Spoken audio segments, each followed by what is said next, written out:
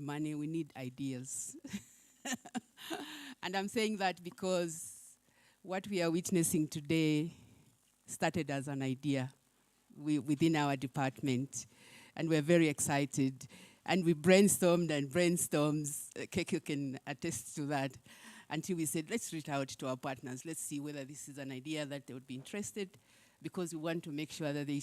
And I just want to encourage the innovators there, that everything starts with an idea. And everything is created twice. First, it has to be an idea. The next one is you apply it. And I believe that's what you are doing. So thank you so much. My name is Hendrina Doroba. I'm the manager responsible for education and skills development at the Africa Development Bank. I'm here with me. I call her my boss because she's responsible for the Pan-African University. Keko, please stand up. Just for a minute and let's acknowledge you. Thank you. Keko is the task manager for the project. I'm sure all the Pan-African University people, they know her because she's always on her toes and she's always making sure that things are done and done properly. And I think we are here today because of you taking leadership. So thank you so much, Keko, for that. Like I said, we are excited as a bank because of seeing an idea getting into results such as what we are going to witness today.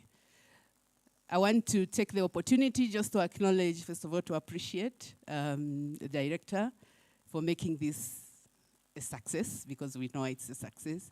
But I think more importantly, for inviting us to be part of this story. We are indeed making a story that is going to stay in the test of time. So thank you so much. We want to appreciate JQuat for hosting the university. I'm sure without you, we could not have seen, and we may not be able to see what we are going to see today. So really, we want to appreciate you. To the government, we are doing this for you. We are supporting you. We are the partner of choice. So we'll always be with you, and we'll always be listening to what you'd like to do to promote development on the continent and in the country. So thank you so much for being here. AUC, you are our friends. We are who we are because of you. And if we have ideas, we have the resources. If we don't have the mechanism for doing that, we will not be able to get where we want to get. We are talking about development of the continent, and we are talking about working together to make sure that we contribute and ensure that there's development in our continent. So thank you so much.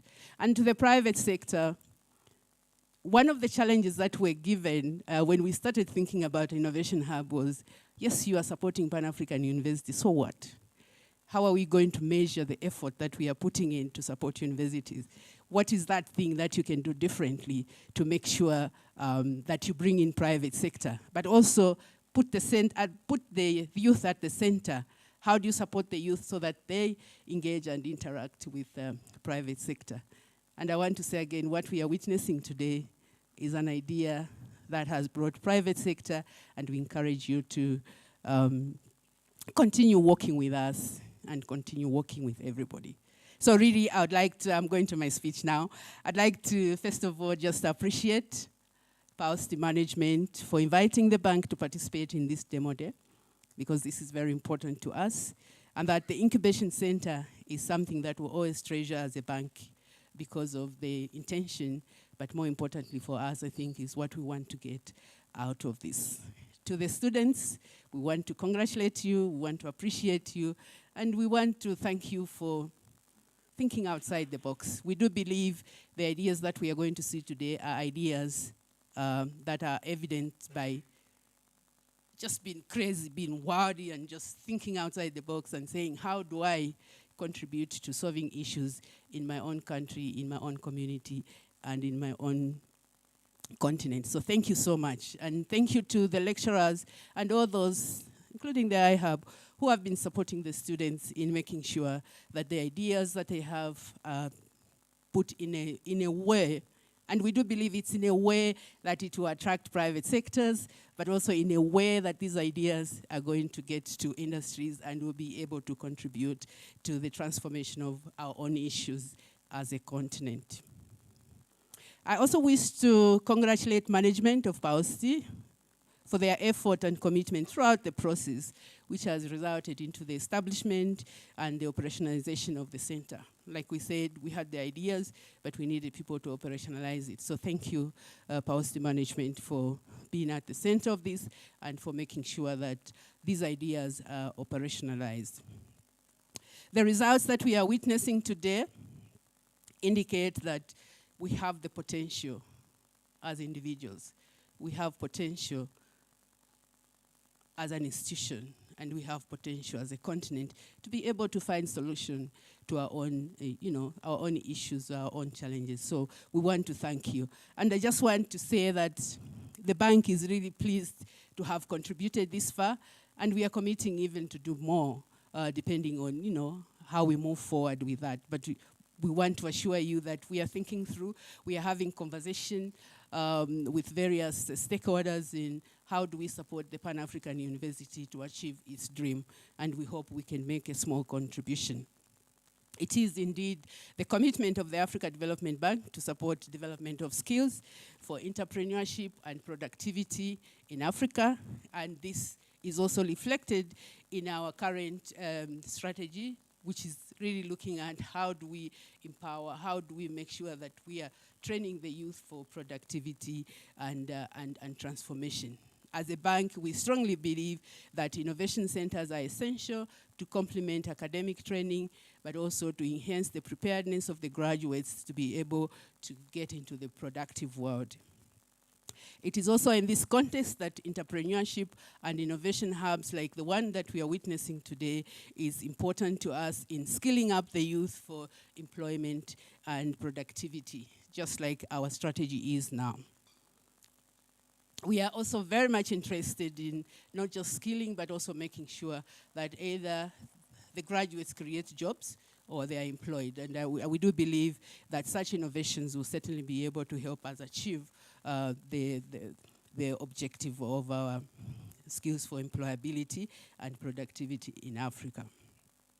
We also would like to commend management of PAUSTI for involving the private sector at all stages. I think it's something that I've said.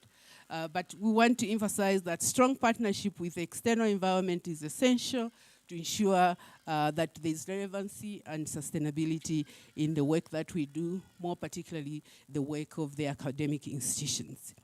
In this regard, we also note that PAUSTI has successfully engaged the private sector, which is working closely with teachers, the researchers, as well as the students to achieve the results that we are going to, some of which we are going to witness today.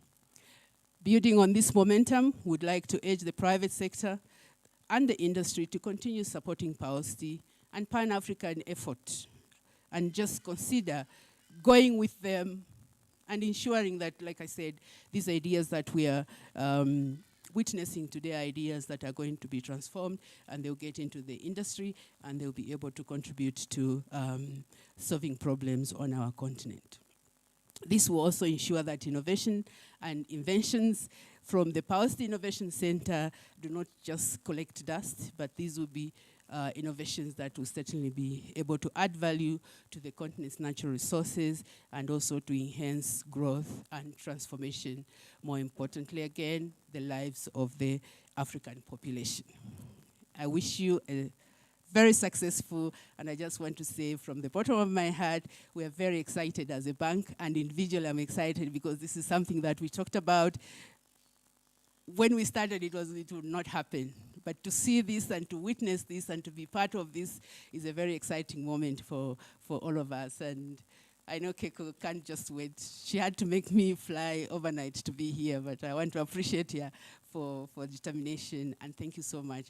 All the best with the innovation. To the students, we look forward to engaging further and also to seeing your ideas getting into the industry. Thank you, and have a good day.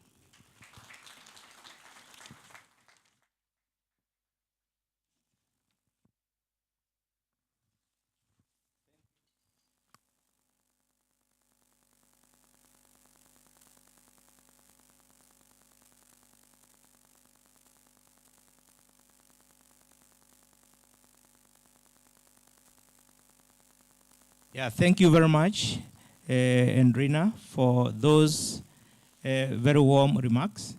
I just want to confirm that actually that discussion, I was part of it. It was over a cup of tea in Abidjan, Ivory Coast in 2017, I think. And therefore, was it 18 or 17? And I'm part of the history. So I deserve a clap and Rina. Yeah, with that, after I've got the clap, now I can invite my Vice Chancellor. She's acting, yeah? Acting Vice Chancellor, Professor Ellen Imberia, to give remarks, our remarks and the remarks of the host university. Welcome. And after you do that, you welcome the ministry.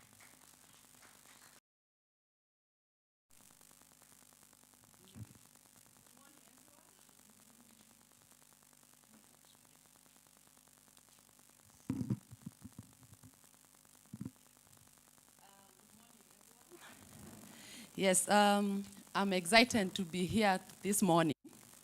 And I think the first thing to do is to give my remarks before I read the speech of our Vice Chancellor, Professor Victoria Ngumi. And I want to start with a small story. In 2017, I was the Dean of School of Communication and Development Studies. And we decided to come up with an event known as showcasing of some of the innovations and projects done at the School of Communication and Development Studies. And many of the people were wondering what kind of innovations can be found in the School of Communication and Development Studies. And when we came up with this day, in fact, the students came up with so very unique ideas and innovations. And we invited stakeholders like a day like today. And these stakeholders, industry players, professionals, when they came and saw what the students were doing in the areas of advertising, in the areas of public relations, and in the areas of development, some of them bought into those innovations and ideas. And today, our students, out of that event, like a day like today, got their employment, others started their own businesses, and others today are in big institutions running big businesses. Now, what am I trying to say? Today, Professor, is a special day for these students. What are you supposed to do? The first thing, like our slogan was to meet the stakeholders, meet the professionals, meet the industrialists, meet the entrepreneurs, meet the investors. When you meet them, make sure you get to know them. When you get to know them, please share that which you have. And that which you have are your innovations. I'm assuming you have a flyer that you give to us so that I can refer. Wow, this innovation on angry thinkers, this innovation on many other innovations that are here. I can remember you. Make sure you are not forgotten. Make sure you have a business card so that the people here can remember you. So let us meet, let us know, let us share, and let us be remembered. With those few remarks, I now want to deliver the speech, but I want also to say that I'm a professor of communication, media and communication, and more specifically health communication. And currently, I'm the acting principal at our JKUAT Karen campus. And therefore, today, I'm acting and representing our VC, Victoria Ngumi. So allow me now to read the speech. African Union Representative, Aban Masheleni, representative from the Ministry of Education, Evans Atambo, African Development Bank representative, Hendrina Charwe Dorobo, Professor Gabriel Magoma, Director, PAUSTI. I have Head of Community and Ecosystem, Ainda Nganga, JKUAT, PAUST, and High Hub staff and students present. Esteemed guests, ladies and gentlemen, good morning.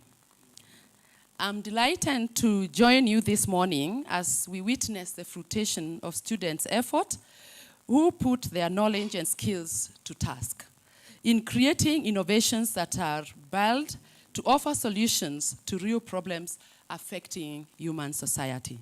It is also equally gratifying to note that most of the projects being showcased today are geared towards achieving the Sustainable Development Goals and the 7 aspirations of Africa's Agenda 2063, a strategic framework for the socio-economic transformation of our continent. I take this opportunity to thank the PAUSTI Incubation Center of Excellence for giving these innovators the rare opportunity to grow their innovations to the level of adoption. In the same breath, I would like to thank and appreciate the African Union, the Development Bank, and the government of Kenya through the Ministry of Education for the support they have accorded the Incubation Center. Ladies and gentlemen, as a university and host of PAUSTI, we have been at the forefront in fostering a culture of research, innovation, and entrepreneurship among our faculty and students.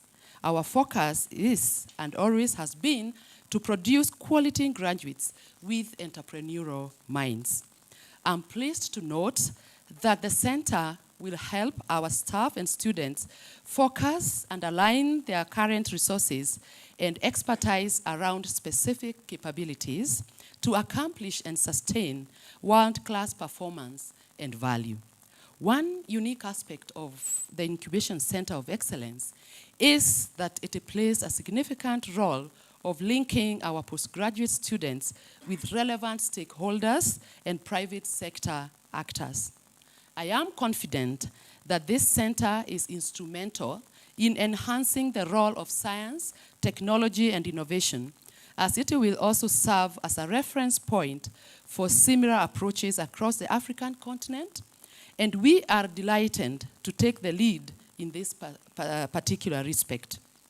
It is my hope that the government and private sector will partner with the PAUSTI Incubation Center of Excellence to help create an enabling environment where ideas and innovations that count will be mentored to fruition, furthering their growth, whether through funding, career opportunities, or connections with other stakeholders.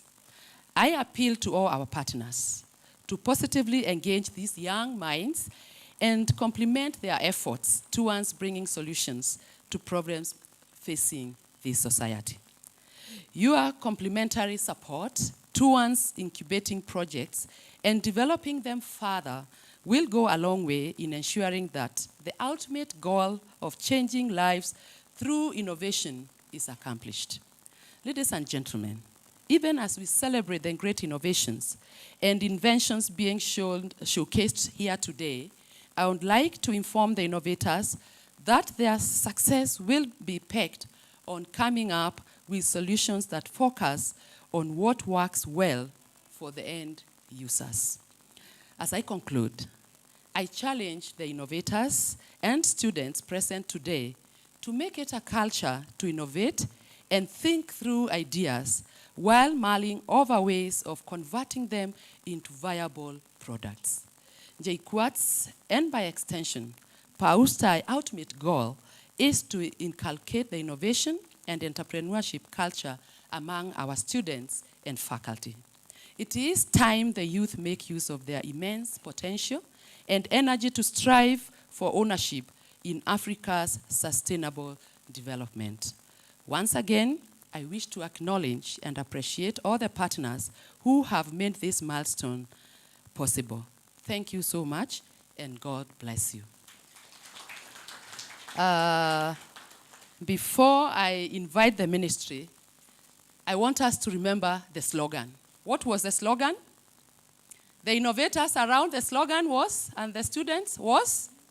And? Are you up to the task? Why not? Therefore, I'm now humbled to invite the Ministry of Education representative,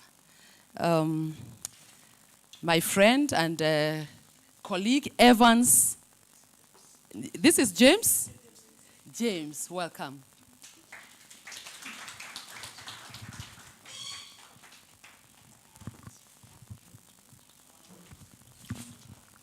Vice Chancellor JKUAT, represented by Professor Helen Beria, African Bank representative, Dr.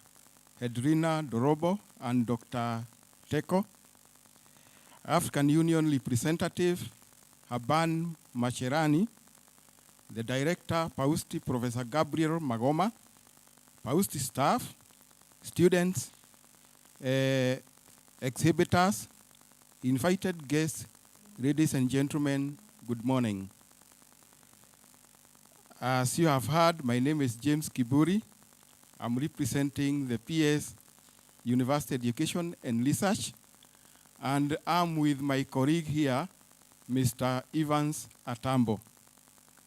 So first and foremost, I wish to thank the director and the entire PAUSTI fraternity for inviting the Ministry of Education to this important occasion when you are celebrating the results of the Institute's efforts in research and innovation. On behalf of the Ministry of Education, we sincerely congratulate PAUSTI fraternity for this achievement. As a ministry, we sincerely appreciate all those who have made what we are seeing happen. First, we thank the African Development Bank for supporting this institute by providing funding for procurement of equipment for use in training and research, and later supporting the establishment of the incubation center. This support will go a long way in supporting Kenya and other African countries to intensify the uptake of research in our efforts towards commercialization that we dearly need in the exploitation of our enormous resources. Time has now come for our youth to take our countries to the next level of establishing small and medium enterprises and manufacturing to change our fortunes from being mere consumers to global creators and producers as envisaged by our forefathers and the proponents of Pan-African University. Ladies and gentlemen, we cannot forget the African Union Commission, who mooted the idea of establishing Pan-African University under whose umbrella PAUSTI exists. AUC has continued to provide scholarships to PAUSTI students drawn from all over Africa since the institute began 10 years ago. We will always cherish the good work you have been doing for our country. We appreciate JKUAT for hosting and mentoring and collaborating with this great institution. I wish to assure you that the Ministry of Education appreciates the role played by PAUSTI and will continue to provide the necessary support through the provision of grants that have been dutifully done in the last over 10 years since the year 2011. I wish to take this opportunity to encourage our students to redouble their efforts in their studies and in research to continue churning out quality research publications, innovations, prototypes, and patents to utilize the opportunities provided in the incubation hub to come up with solutions to the major challenges holding Africa from attaining a premier position in manufacturing and socio-economic progress. We look forward to registering new startups, spin-off companies, and industrial conglomerates in future arising from PAUST efforts. The steps so far taken are precursors to this envisaged future.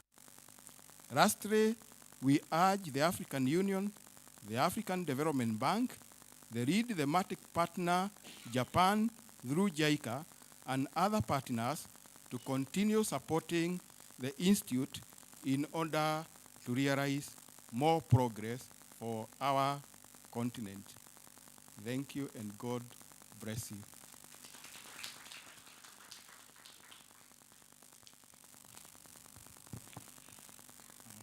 Thank you so much, everyone. Thank you to our lovely guests, the AUC, the FDB, the Ministry, and JQuat as well, and PAUSTI for the lovely speeches. It's about time to begin the main agenda, which is the demo and showcase day. As you can see from our agenda, there's a list of how we're going to be presenting today. We might deviate a bit because of time, but we will for sure do all the demos. Yes, so we'll spend a few minutes just to see if all the screens are working. The flow of events is going to be, if every innovator is going to get 5 minutes to do the pitch, and then 10 minutes for questions. So kindly listen in, kindly ask questions at the end. This screen and the screen there are going to display their pitches, so kindly look at the one that's close to you. We'll begin with Emmanuel, so kindly just allow us a few minutes to set up, then we'll be good to go. Thank you.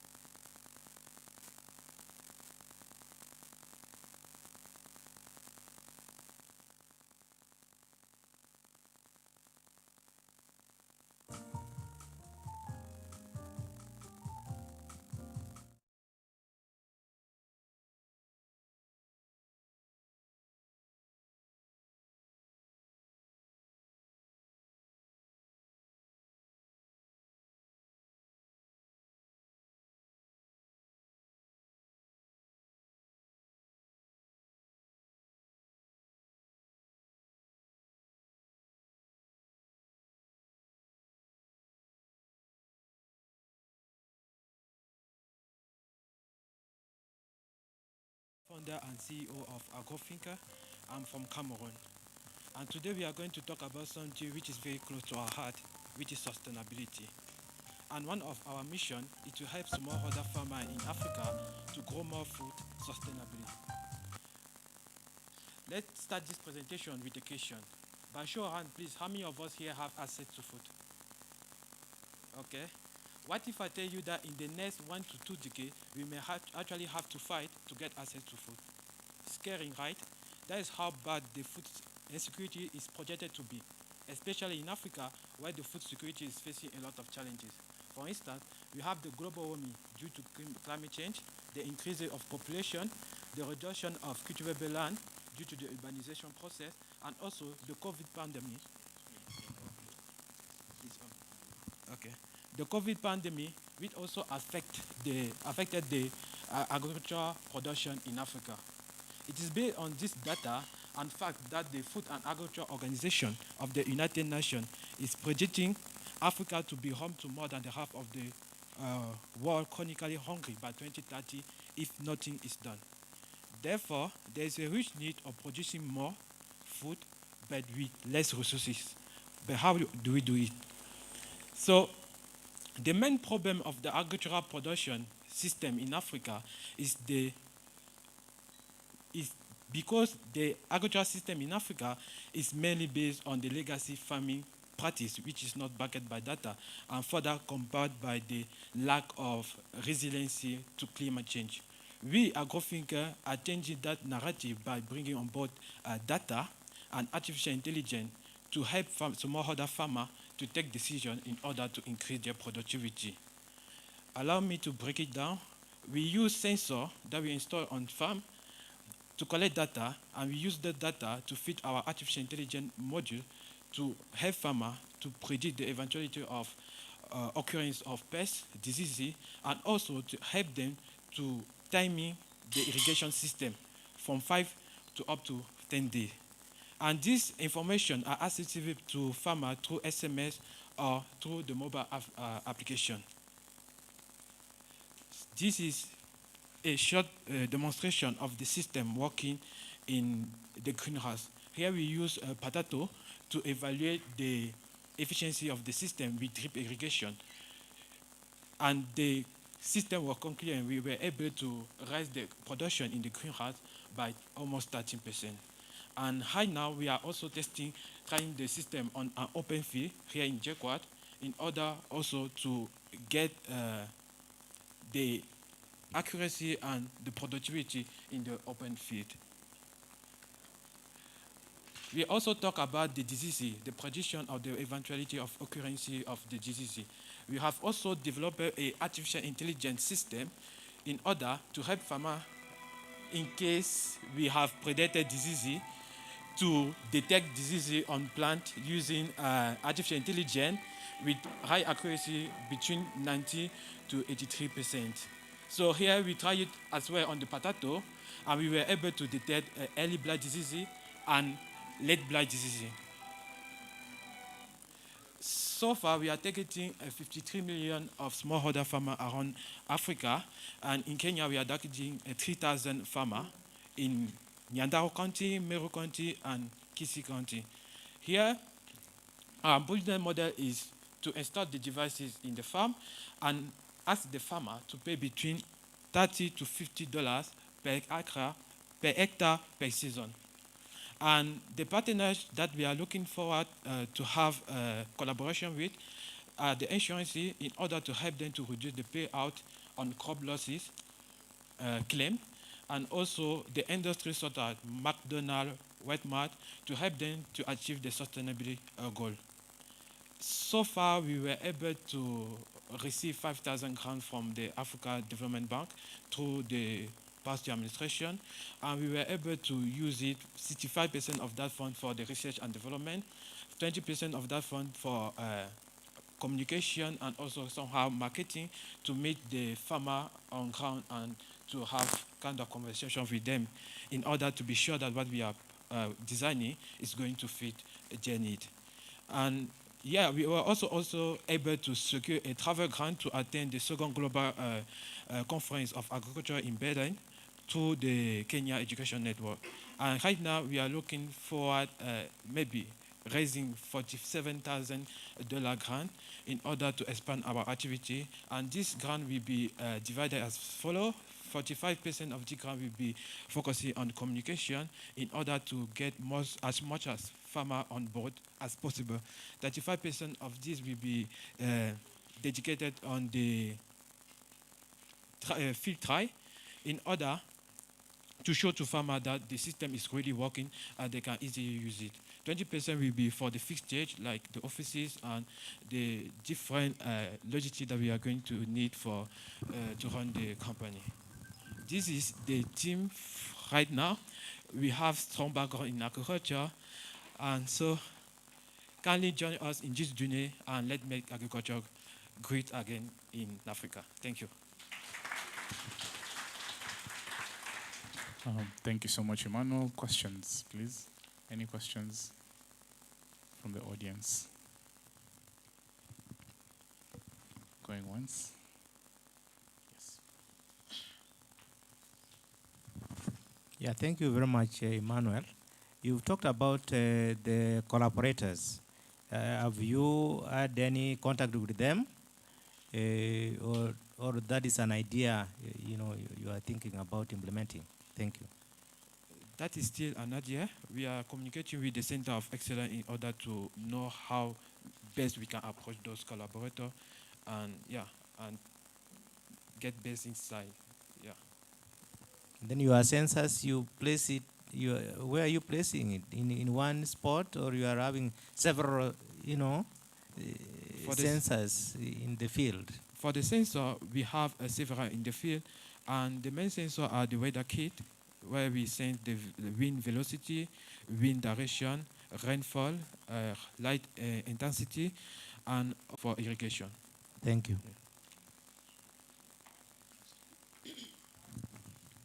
Thank you, Manuel. Great presentation and great ideas. Two questions. The first one is, how do you identify the farmers to join the network? Is it by choice? Is it by you identifying them? The second one is, I see your investment is 47. What does that mean in terms of your vision? The 47,000 that you are looking for. I know you've tabulated how you are going to spend it, but what does that mean in terms of your vision? Thank you. Okay. Thank you very much for the question. To identify the farmer, we are actually collaborating with. We are actually collaborating with cooperative farmer here in Kenya, like Muki Sako in Nyandaro. So we can get access to farmer through them because farmers are most they trust most the cooperative than us because we are foreigner and we are stranger. Yes. And also we have also developed a website, but not yet hosted because the company is not yet registered. We have developed a website where the farmer can also get in touch with us. For the second question, I'm not sure that I got it well. I will kindly ask you to maybe.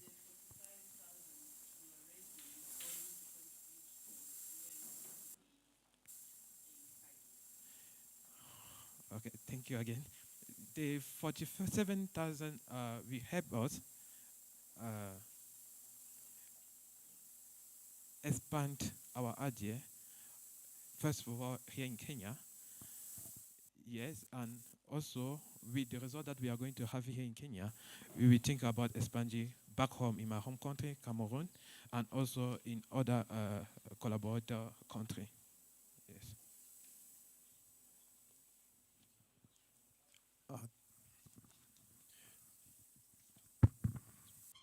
Hi, Emmanuel. Thank you for your presentation. So just two questions.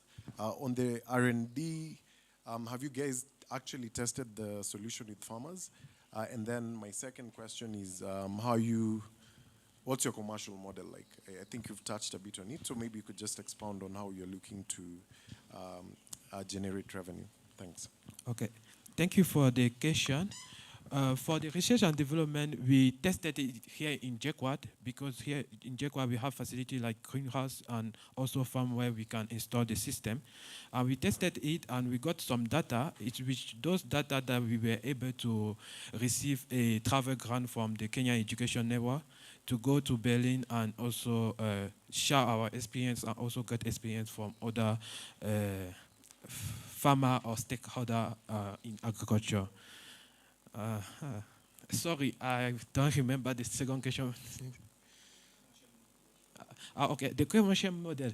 We are planning to, first of all, sell the kit to the farmer in local area, whereby maybe 3 or 4 farmers can come together and buy one kit. And now we are going to give them a subscription based on the crop that they are going to grow and based also of the duration of the growing stage. So the fee are going to be between the range of $30 to $50 per season. Yeah, so we are not yet set on the commercial model, but this is our vision. Yeah, thank you. Thank you, Emmanuel, for that presentation.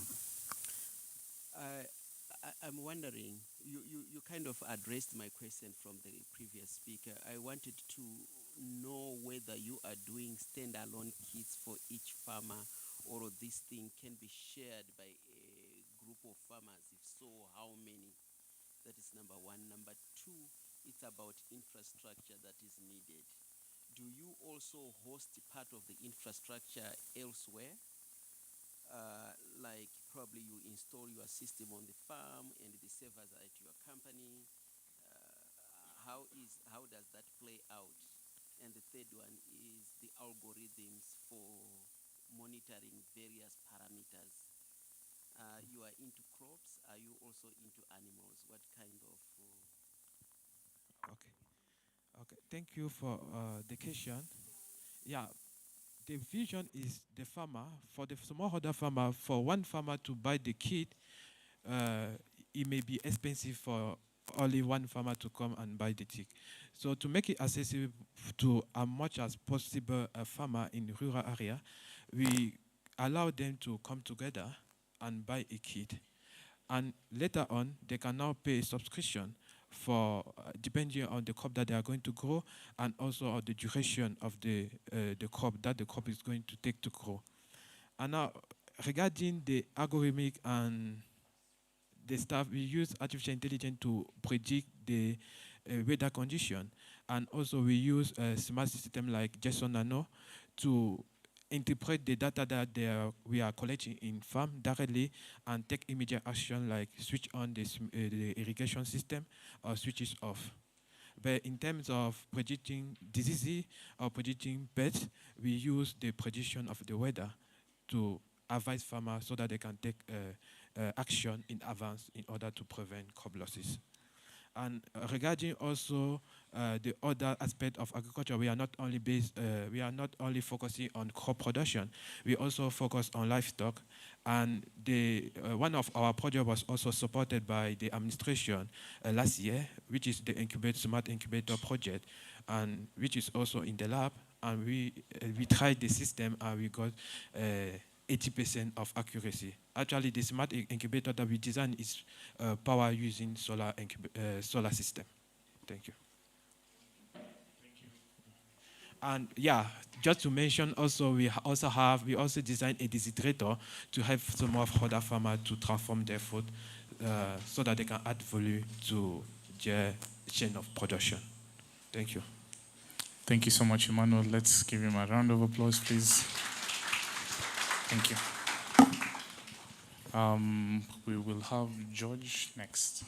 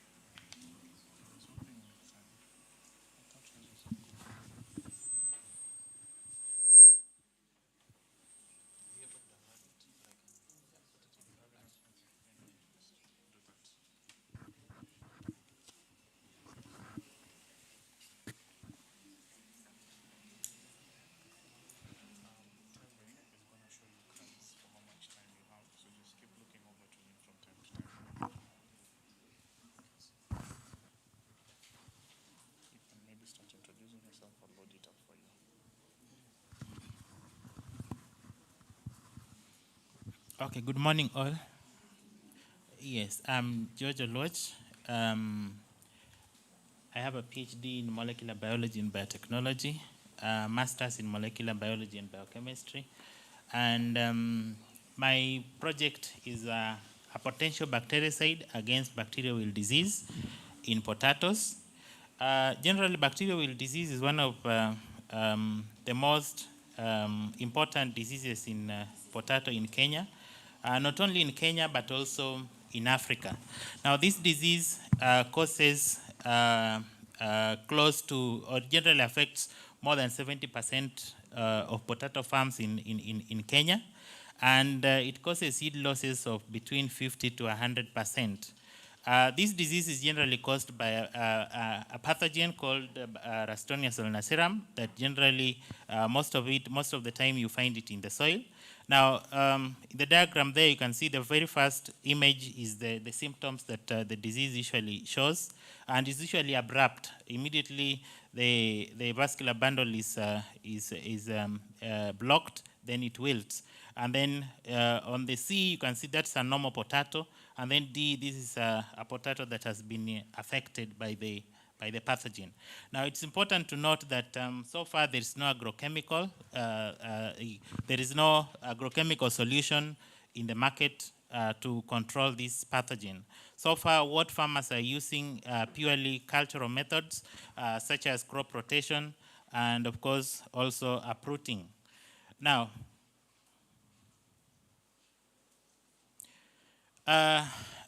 the prototype is based on a technology called nanotechnology, which has been there for quite some time, but very little of it has been used in agriculture. It is really there in medicine. Now, generally, you can see nanotechnology application in agriculture. There are so many applications, but one of it includes smart disease prevention and control. This is where you can be able to encapsulate a compound into a very, very small, very small particles in nano form. Now, the importance of this is that it generally protects the compound. Now, in this case, I used a volatilized compound that can easily get volatilized. It's generally an essential oil compound. Now, it can also enhance its solubility in water because generally oils are hydrophobic, and also protect it from degradation due to environmental factors, and ensures its slow release in the soil for an extended period of time. Normally, when you talk about nanotechnology, we usually talk of a size of between 1 to 100, especially when you're talking in medicine.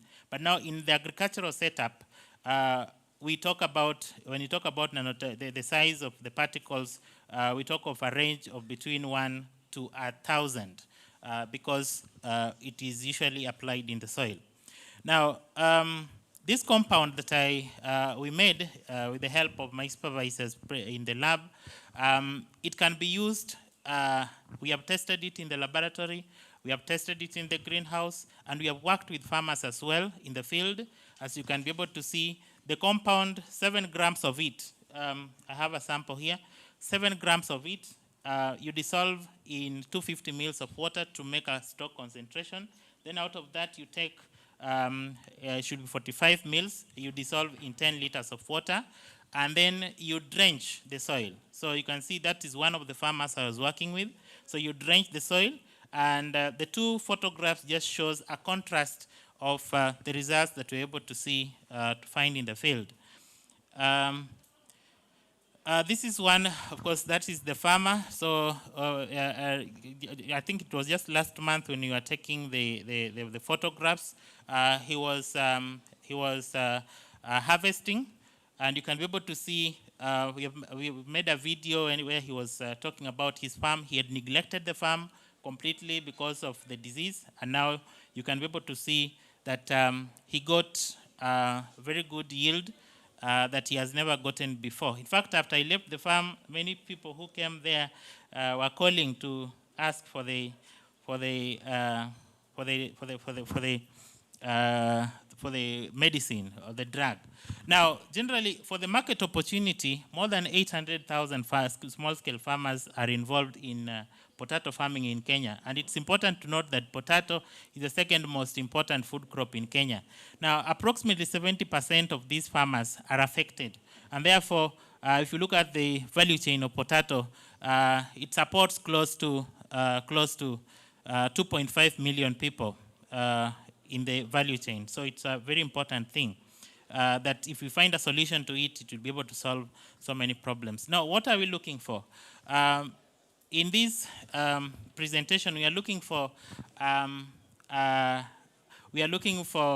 manufacturer, somebody who can be able to help us produce this thing in large scale, package it, and even market it. So the type of packaging, this is what we are talking about.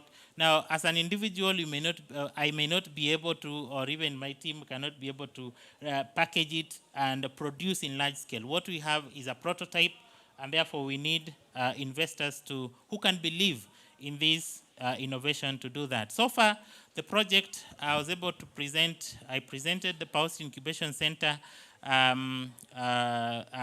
a conference at the universities of, it was an incubation center of excellence at the universities as innovation drivers, an event that was powered by the British Council at Kigali, Rwanda. And then recently, I participated in a competition, African researchers who are taking research from the laboratory to the field. So we had close to 94 applications across Africa, and it turned out to be second position. I want to appreciate all these African Union, the African Development Bank for supporting us, and PAUSTI Incubation Center so much for coming in handy to help us work with the farmers and even to produce enough of these to work with the farmers. Now, my team is composed of my previous supervisors and who have really been working with me throughout. Even after defending my PhD proposal, they have continued to work with me in this project. Thank you so much.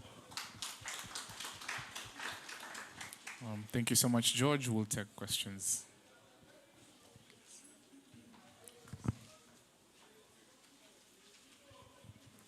Thank you very much, George. It was a very interesting initiative you made, and you took the lead of. And then actually it was very impressive because our African Development Bank, where I'm belonging to, is education, but we are also working with the agricultural sector, where enhancing the agro-business processing zone, where incubation is coming up. So I would like to later on introduce the team to you so that maybe they can enhance the initiative.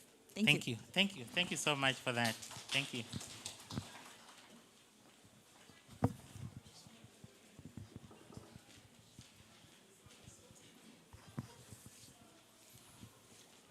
Congratulations, George. This is a very great work, and I want to appreciate the work that you have done. My only question is, you've not told us about its environmental and food safety. Okay, thank you. Of the use of this chemical. Thank you. Thank you so much. Now, the components of this chemical, two main components.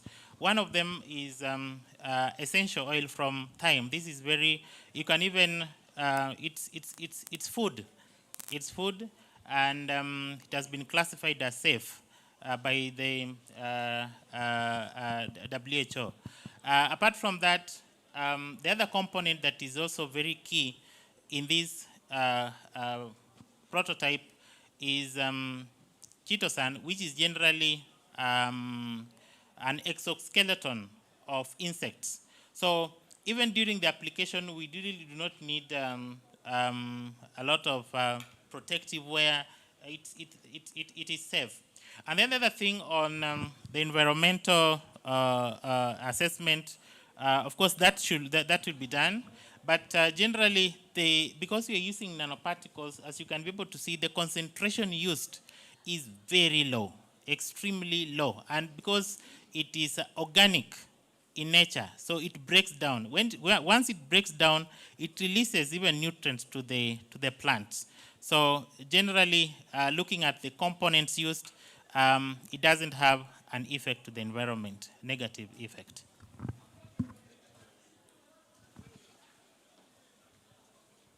Yeah, thank you very much, George. My comment is that you really need serious protection of your idea, and you need to really sit down with the team at the iHub so that your idea is protected. Because, like you have told us, if there is no any other bactericide, this is what you are having for the potato wilt disease. It means this is something which can be applied across the continent, across the world. Yes. So it is something which you need to be very, very careful on how you move. So don't just take very quick steps. So I think we can discuss that later. Thank you. Thank you. Thank you. Thank you, George. I think this is very commendable. And as you made your presentation, I come from Meru, and we have very many potato farmers having this problem. Yes. Me as one of them. And I was wondering, is this product, is this drug, you called it a drug, let me call it a drug, right? Available for individual farmers? Can you partner with individual farmers that have very big plantations of potatoes, and are in need of the drug? Who can invest? That's one question. Number two, now, if we use this drug, do you think, this on a light note, KFC will buy our potatoes?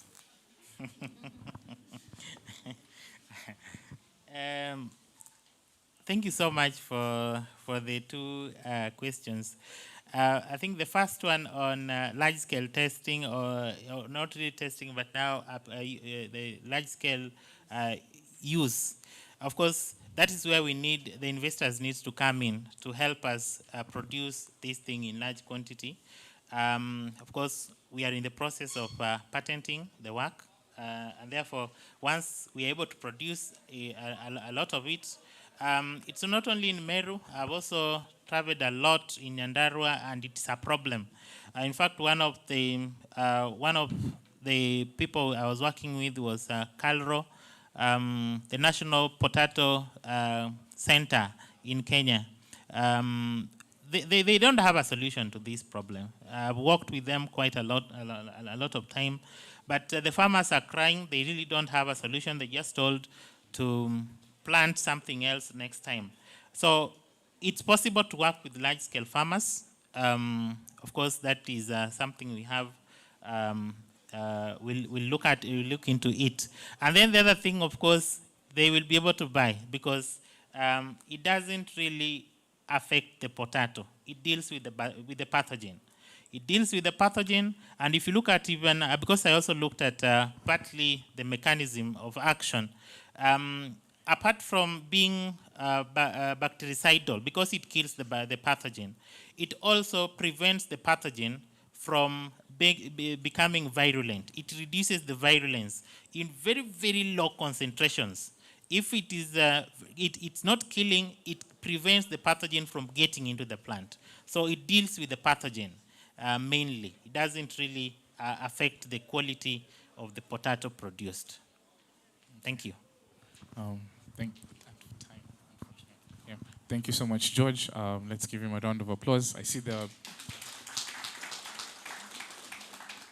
there's still very many questions for him, so please see him during the break. Next up, we'll have Kati.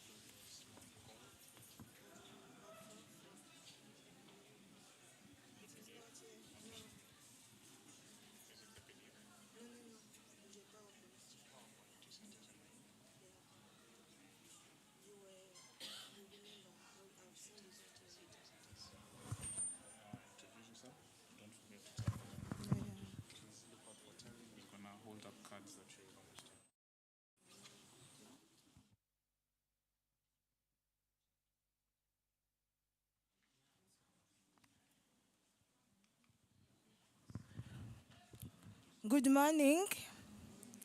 I am Ahwefa, and today I'm presenting to you, and I'm glad to introduce our brand, Afanfan,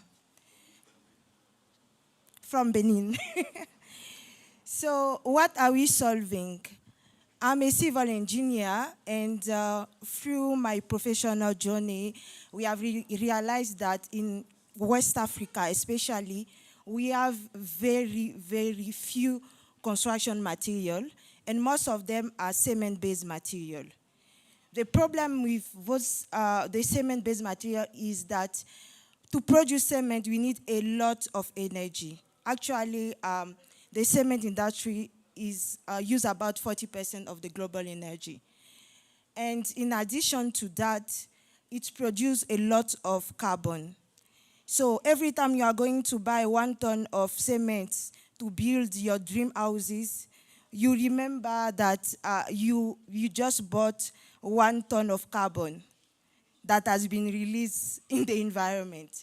So the solution for us was to come up with a bio-based cement. So why bio-based cement? Just remember that Sumo and George just presented to us their idea to increase our food production. Once it's done, what are we doing with the waste? Most of the time, we don't even use them. But they are really good resources to be used and replaced as cement. So as you can see, our focus was the Abidjan-Lagos corridor in West Africa, because it is a regional sector that is really working well. And in this particular part of the region, the actual consumption of cement is about 34 million tons every year. And the available agricultural waste is about 5 million. And we have realized that the bio-based cement capacity for this agricultural waste is about 10% of what is produced. So when you want to transform these 5.8 million tons, you will get about 500,000 tons per year. The African green cement market is also very increasing. As you can see, the CAGR is about 10.4% per year. And with what we intend to do, it will be possible to have a yearly revenue of about 300,000 USD. So let me present to you the product we are working on. And this is one of them. I'm 77 kg, by the way. And this is just one block. So what we want to show you is the block that is made with this bio-based cement. So it looks like the ordinary block, isn't it? The one that you see on the street. There is really no difference. And it's even stronger. So what is good about our product is that it has been tested so that it is in conformity with all the standards that are used along this region. And again, we have made these are the numbers that we found. We realized that in the market, most of the time, as you can see, it is about 1 MPa to 2.4 MPa strength that that is sell in the market. But here, we are able to reach even 4 MPa. So we almost double the resistance, the strength of the blocks that we are using, and is again cheaper. So the next stage for this product is to be able to make it lightweight. As you just realized, even to bring it here, I was to help my friend cook. So it is really heavy, and is even not good for the foundations when you build. So we want to make it lightweight. And another thing is we would like to prepare ready-to-mix mortar that is used in the construction sector, because most of the time our workers don't really know how to prepare it. So most of what we would want to propose is just a way whereby they just put the water and they have it ready. So This is our target market, so cement, industrial, and companies.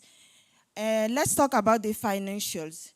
So we have received so far 500 USD, supported by the Pan-African University, and we were able to produce 56 blocks that have been all tested.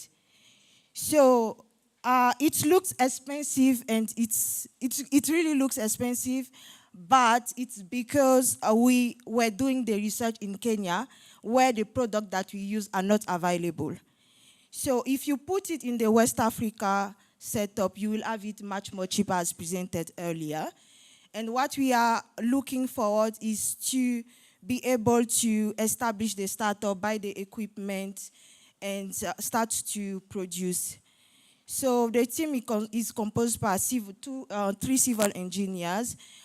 Two of them, me and Julian, we are researcher in bio-based material, and we are advised by an investor and a construction company owner. Thank you very much. Thank you. Thank you, Kate. We'll take questions.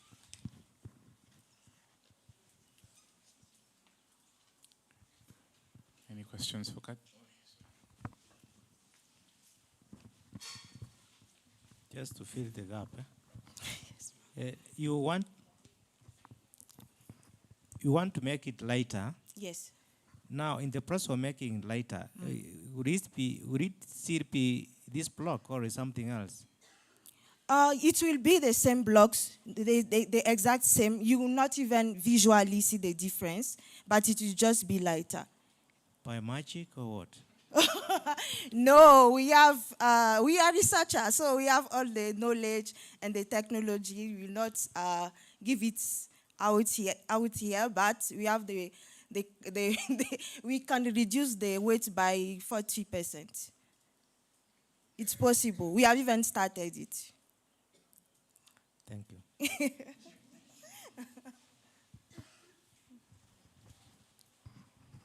Thank you very much for that brilliant presentation, and congratulations. Thank you. Now, when you are talking about bio-waste, which ones are you really targeting? Do you have specific ones that you say, these are good for our blocks, and which ones are there? That's the first part. The second part is it really pure green, or there is some extent you still are using cement? Thank you. Okay, number one, thank you very much for the question. We are working in two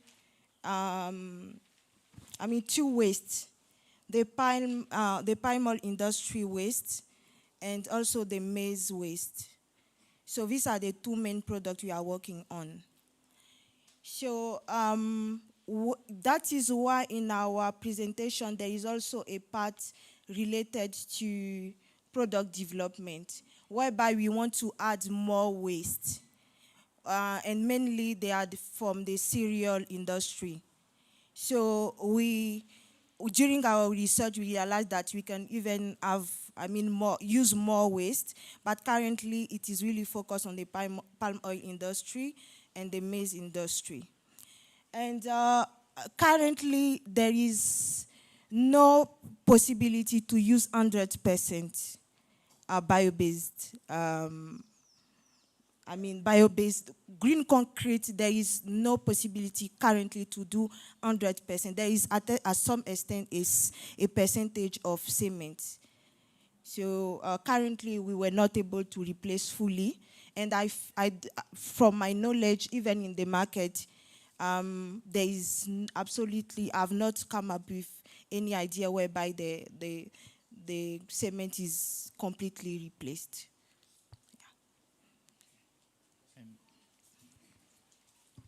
Yeah, thank you very much for the presentation.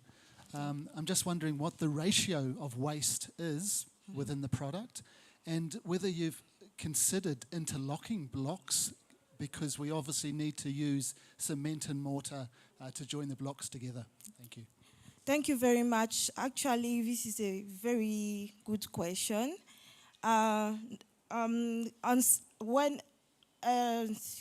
when it comes to the production, I mean the type of blocks, the choice is illimited. All the blocks that are currently used in the market can be made with this bio-based cement. Actually, for our research, we even made the blocks for the slabs. So it is just mortar. So when it comes down to the shape, you decide whatever shape you need. So you can easily do the interlocking blocks as well. So can you please repeat the first question? And just the ratio. Okay, the ratio,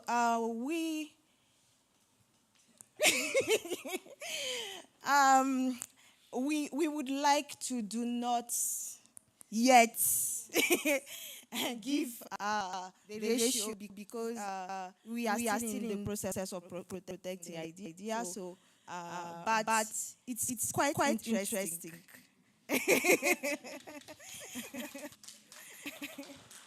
Okay, final question, then we'll sorry.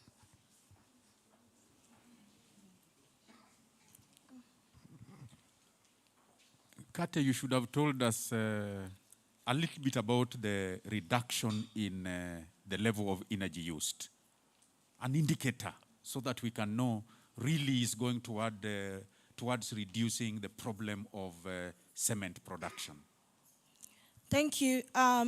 We talk about how the cement industry is energy intensive. So to produce cement generally in terms of energy, or let's put it temperature, we go up to 1,500 degrees to produce cement. And currently we are using only 600 degrees to produce so you can imagine, in terms of performance, we have really reduced that. And again, what is interesting with this idea is that for the cement industry in Africa, there is always this forest exchange that comes in the whole process, because the limestone is not, the limestone that is the main product used for cement is not really always available in all the countries in Africa. But what we have in Africa is food. We have good agriculture. So, yeah, it is a win-win. Thank you. Okay. Thank you so much, Kate. Thank you, Kate, for the lovely presentation. We'll have Kate and Munda, Zero Box.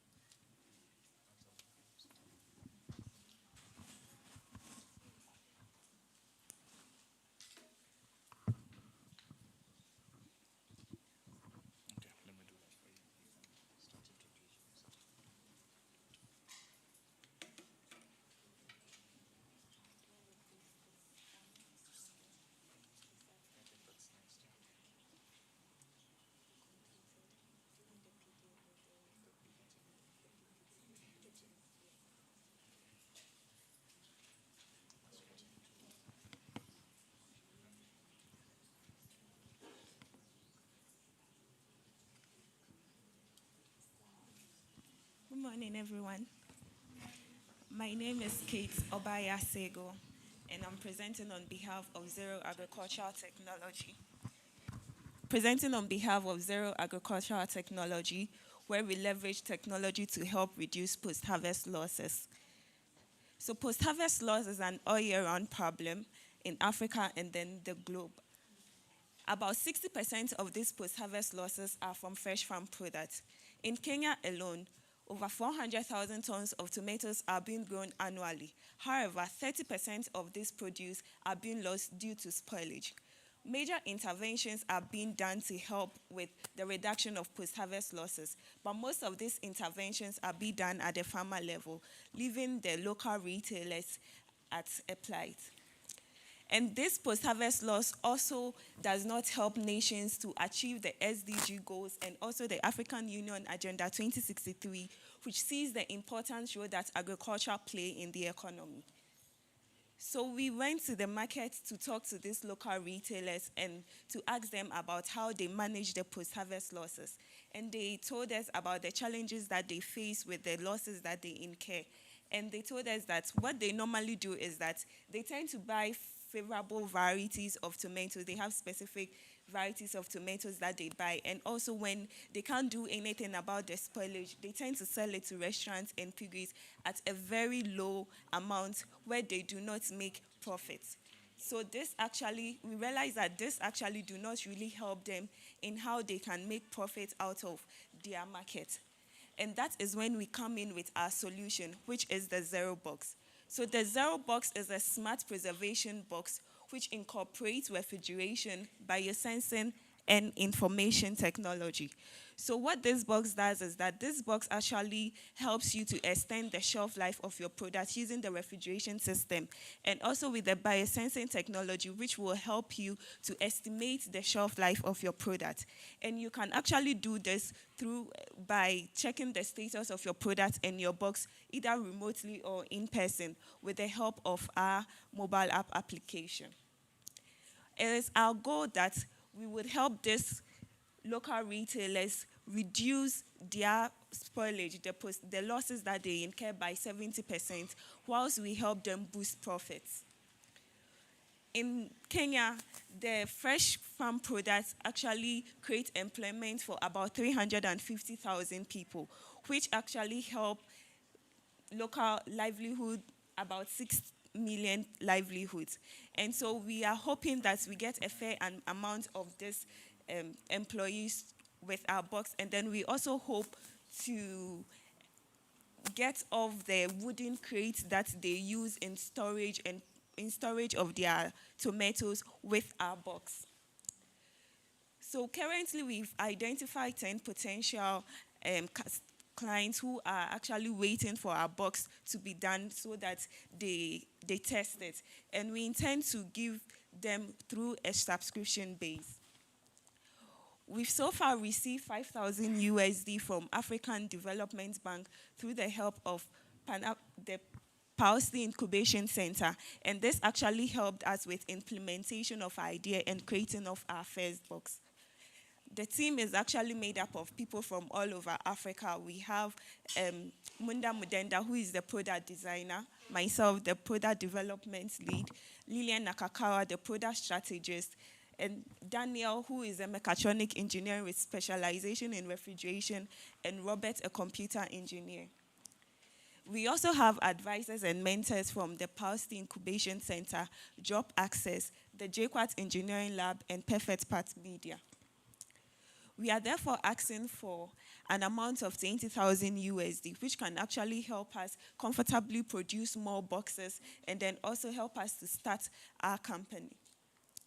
So when we say zero, all that we are trying to do is that we want to leverage technology to help these farmers get zero losses on their products. Thank you. Thank you, Kate and team. Questions, kindly.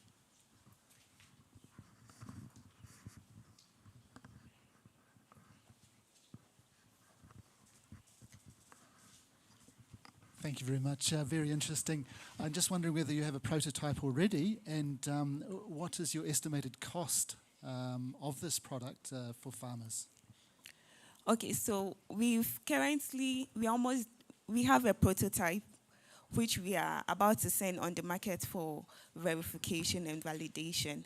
And we've actually not come to a conclusive amount that we want to give to this retailers, because with the first prototype, we actually have to be buying the materials individually.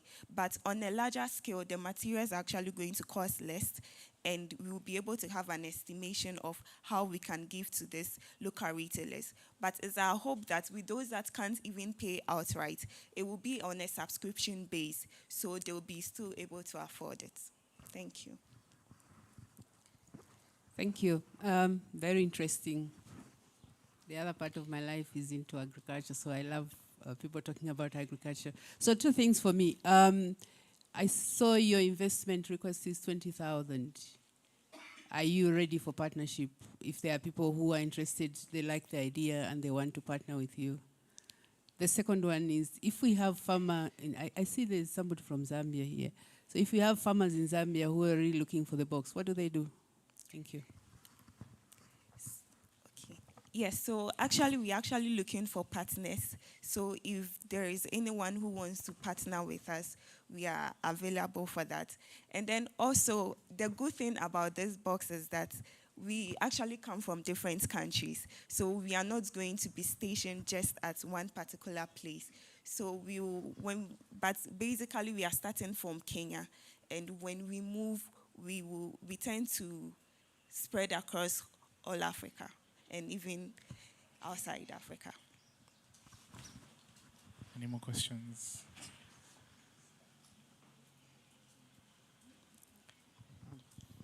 Thank you very much for the presentation. I was just wondering, when we look at a box, it's more of something that I can use as an individual or an individual company. But when we look at a large scale preservation or conservation to improve the shelf life of food, will a box be sufficient, or you probably need something bigger for commercial purposes?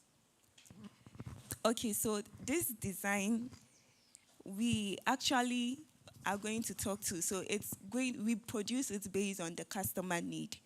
So it's not really one specific, yeah.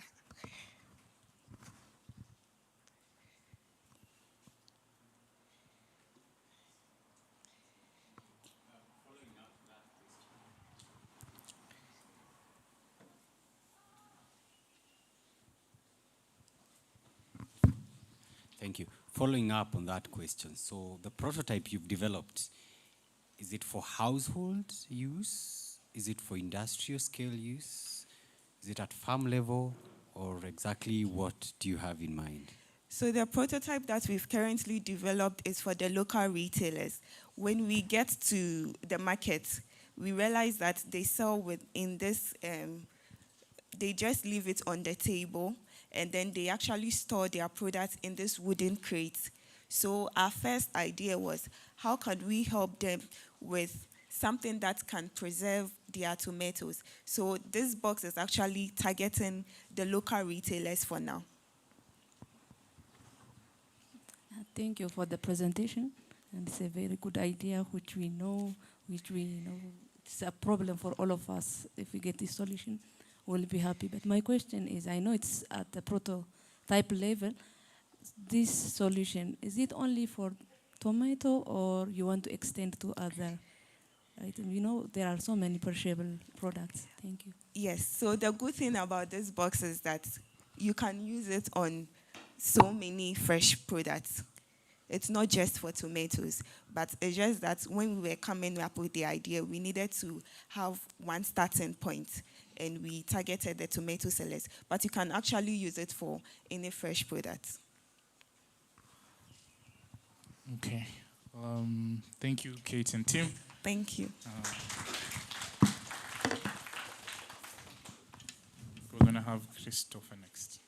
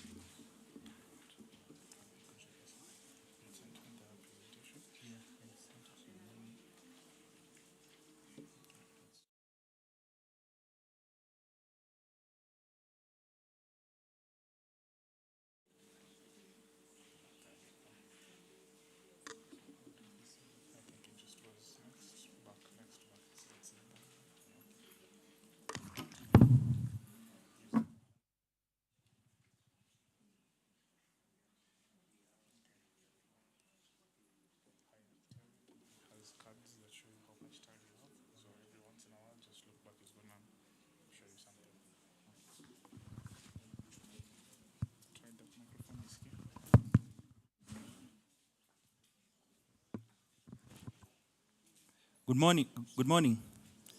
Christopher is my name, and I'm here representing Yink Limited.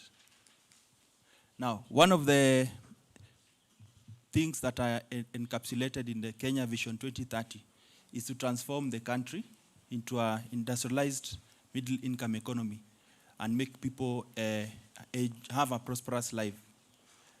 The same is enshrined in AU's Agenda 2063. One of the main aspirations is to have a prosperous Africa that contains inclusive growth and sustainable development.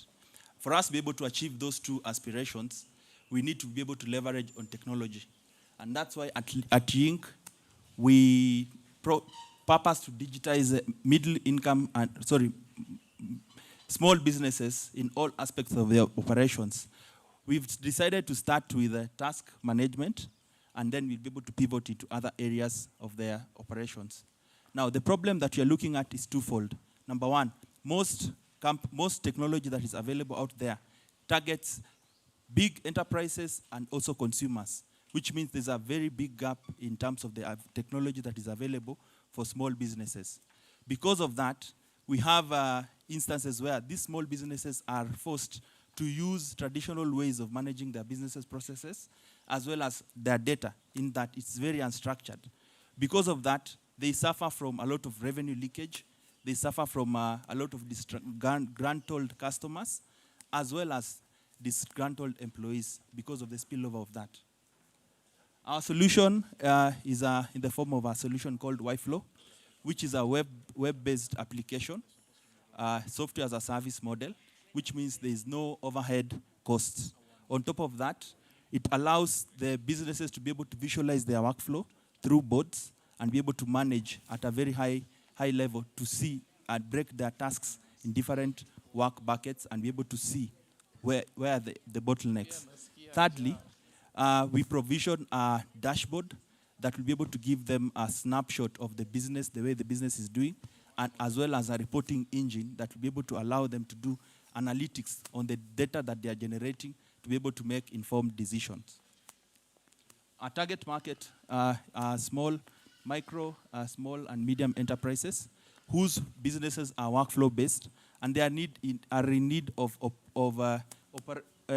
optimizing their resources and also improving their operational efficiencies. Now, this is a product overview. On your left, we have the boards. So think of boards as buckets of representing the various stages of a task. Now, this customer that we have is in the bakery space, and the tasks that they get are actually orders. So all orders that they receive have actually are able to be condensed or organized in buckets, which we call boards. And you can see from the boards, you can be able to tell any history about that board, that order, in terms of any comments around it, any images, any attachments, they'll be able to, and you can actually see how much work is available in each board. On your right, you have the dashboard, which speaks to a snapshot in terms of how many orders have come through, how many are in which bucket, and how many are pending. So at a very high level, you can actually be able to envision if there are any bottlenecks within your workflow and how you can be able to mitigate against that. We currently have 2 customers who are in production. The first customer we onboarded last year, around May, and they're in the bakery space. They deal with artwork for bakery. For example, if you have a birthday and you need any deco around that, they actually deal in that. So initially, they used to manage these orders through a WhatsApp group, in the sense that they used to have a WhatsApp group, and all customers who are interested in that order, they'll be able to put in their request on that WhatsApp group. So it was very easy to manage with 5 orders a day. But then when you have 60, 100 orders a day, then it's very easy to for things to fall through the crack. Now, since we deployed this solution to them, they've been able to do 11,000 orders last year, worth $36,000 in value. And this year we onboarded a second client, and we are projecting that they will be able to do a combined 25,000 orders through our solution, which has a combined value of $72,000. We've received funding from PAU, which is $5,000. which has really helped us to fine-tune our solution. And we are expecting that we need to be able to move to the next level, and we need to raise $50,000 worth of fund to be able to scale the solution because of the experience that we've used or we've gained in terms of deploying the solution to the 2 customers and the lessons learned. We can be able to leverage on it and actually scale this solution. These are our team members. I'm a master's student here at PAU pursuing data science. And these are our contact details. We are available on all social media platforms. Our handles are Inc. Limited. And this is our email and our website. We have a demo of the solution on the website. You can actually log in and actually go through it and see. And finally, I also want to thank the PAU Fraternity, African Development Bank, and AU Commission for the support that you've offered throughout this journey. Thank you. Thank you, Christopher. Questions?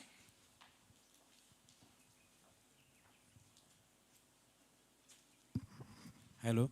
Hello. Thank you for the presentation. And I really like the product. I had interacted with it when I got here. So what I failed to ask is if a customer makes an order, maybe in my business, I deploy your system, and my client wants to log into the web-based solution to be able to view the progress of their order. Is it possible? Currently, it's not available, but those are some of the use cases that we are working on in the next installment. Questions? Okay, thank you very much. Very interesting idea. I'm just wondering, for you and for the other people who are requesting for partners, are they going to be co-owners of the company, or you're just looking for money to help you move the company to the next level, and then you just wave them goodbye? Thank you. Thank you. That's a very good question. We are looking for $50,000 in exchange for 20% of the company. Yeah. Any more questions for Christopher? None. Okay. Thank you, Christopher. Thank you. Club tafadhali. I know we're a bit tired, so we have 2 more before the break, but we're going to do just 1 more, then take a quick break, and then come back for the remainder. So we'll have Rhoda, and then take a quick break.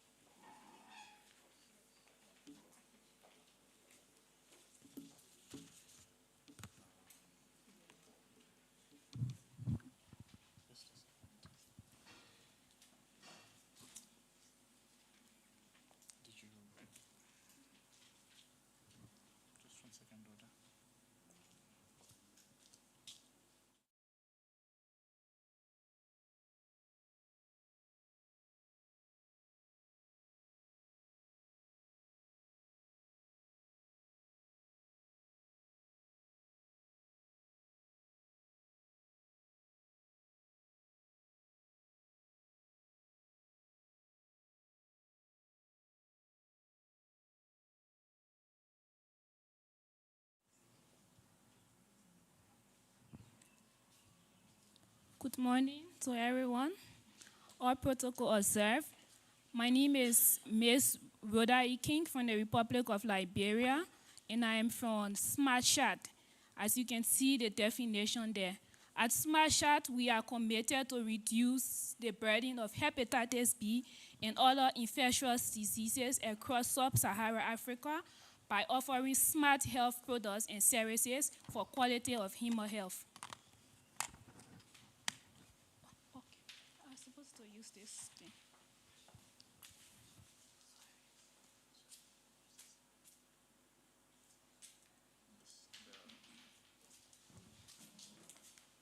Okay, as you can see the map, what is the problem? Before I come to this problem, in 2017, I was diagnosed with the hepatitis B infection, but got cured from this disease because it was still in the acute stage. But today, about 1.4 million people die from this disease globally on a yearly basis. And about 200,000 of these deaths come from sub-Saharan Africa. And Kenya has the prevalent rate of 8% of this disease burden. Now, what is hepatitis B virus infection? Hepatitis B virus infection is an infection of the liver. And this disease is caused by the hepatitis B virus. The hepatitis B virus is the most infectious virus among all the virus hepatitis that exists in the world. And it's more infectious than HIV and AIDS, tuberculosis, and the rest of it. This virus causes both acute and chronic liver diseases. One of the most, WHO have documented this disease as one of the most common causes of liver cirrhosis, liver cancer, and liver death. And this disease can be transferred sexually or from mother to child during birth, or using or contaminated equipment or personal hygiene equipment from an infected person. Now, the current WHO approved tools for diagnosis of hepatitis B is the serology test, PCR, and direct sequencing. But the serology was the first test. But because the DNA of the virus changes over time, so WHO recommended PCR and direct sequencing. But these methods are so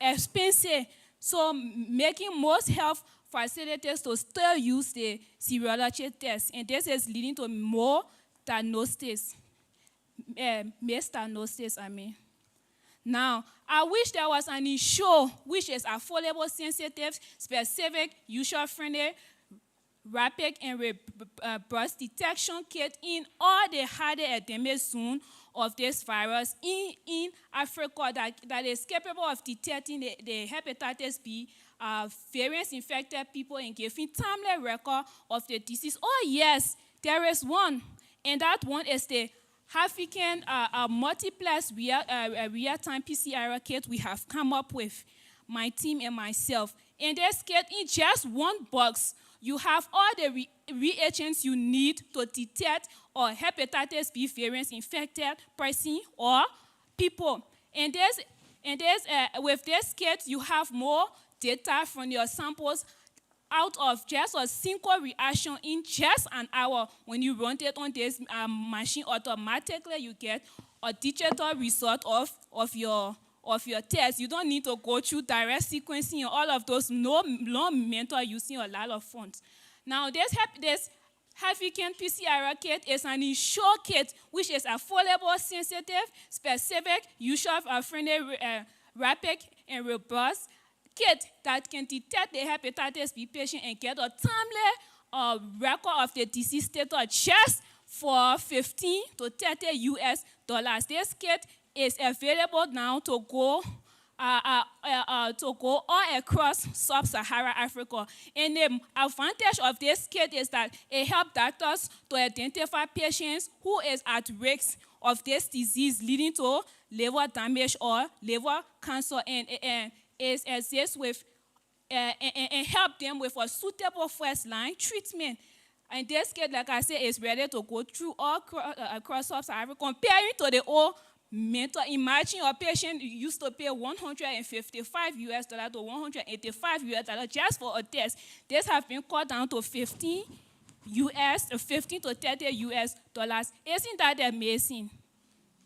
Now, this is a charge. The kit have been designed and developed, as you can see. Optimization have been done. Validation is still going on internally and externally.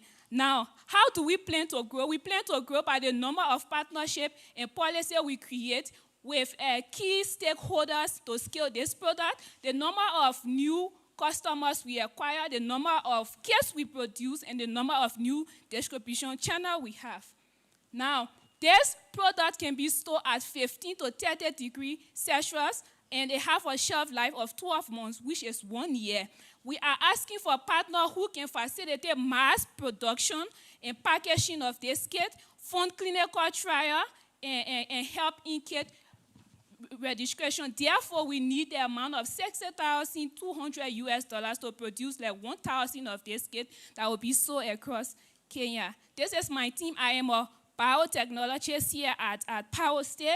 I have a team, a strong team of she's a bioinformatician and specialist in molecular biology. My supervisor, Dr. James Kimutu, he's the production manager of Cambridge.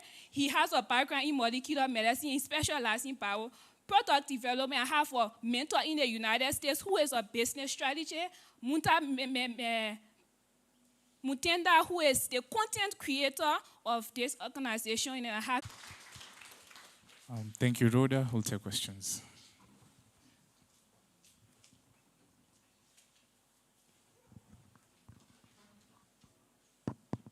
Any questions for Rhoda?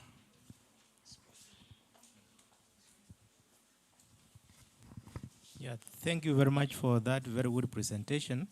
I just wanted to know, are you able, with this kit, to detect all the different types of hepatitis? No, like I said, this innovation is focused on hepatitis B virus because it's the most infectious of them all. And then the other thing is about the patenting.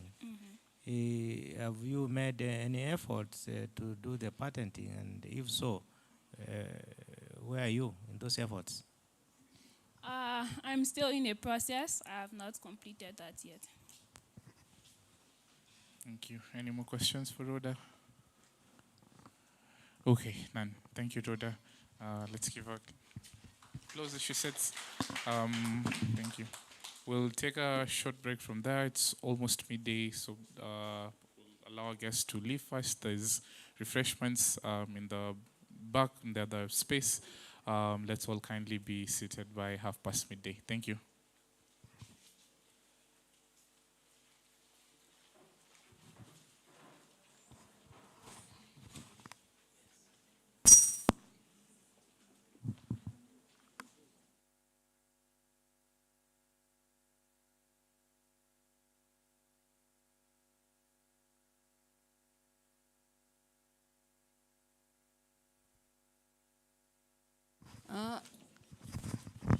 I'm kindly requesting that we gather at the front there, we take group photo, then we go for our tea. Kindly, please, all of us. Thanks.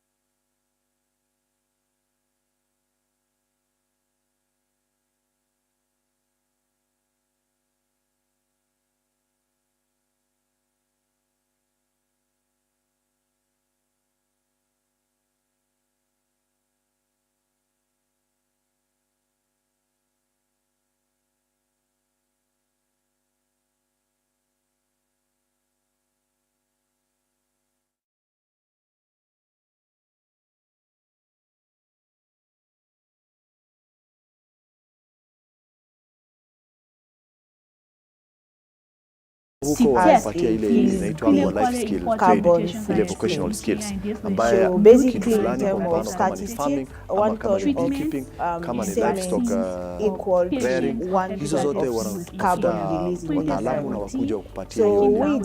Lakini itakuwa ni ngumu sana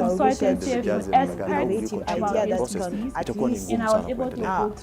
So mimi ningependelea kwamba as minimum as possible. And I say, wow, I have an innovation in me that I need to explore to help other people with this virus. So when I came to PAUSTI, I got interested and I started to ask myself, why are so many people affected with this virus? Why is this virus hard to detect and treat? How can I be a solution to this problem and make Africa get on the map? These are the main worldwide. So I started to study about the severity of this disease in Kenya, and then I realized that from past studies of other scientists in Kenya, they have come up with a consensus with the 3 existing genotypes of this virus in Kenya, which is genotype A, D, and E. And all of these genotypes, they are associated with high chronicity and mutation of this virus that is linked to diagnostic failure, treatment failure, and vaccine failure with based on that, I decided to come up with a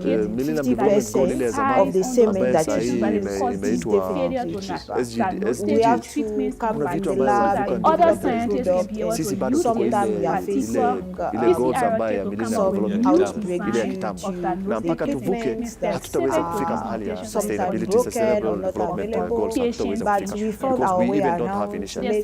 So nadhani hiyo ni muhimu. Kuna kitu ambacho ningependa kuongea ile insecurity na wale askari wetu kwa nikiwa mtaalamu wa saikolojia ni muhimu kila wakati vijana wetu askari completed. If you have an idea, whatever idea wale ambao wenzao walikuwa you have to push it. Kuna wale ambao as much as you can. wamekufa And na I familia think wamewacha you nyuma. find the support, you find the network. Kuna wale ambao juzi hata Mandera kulikuwa na hiyo IDC what I want to get to the investors is that IDC ambayo ilikuwa imevunjwa magari ya polisi ilipuliwa na askari wakakufa. I think vile ambaye sahi munaona mtu amekosa especially in Africa where most of the time research is usually developed and put in a shelf somewhere. It is good to change things now. This is time for changement. It's time to push Africa's innovators so that they can impact and what change I can tell our students business that the education we get today is not to go and explode it in America or Europe or any other country. We either use those education to innovate solutions to the most pressing health problem or other problems that Africa has been faced with for years.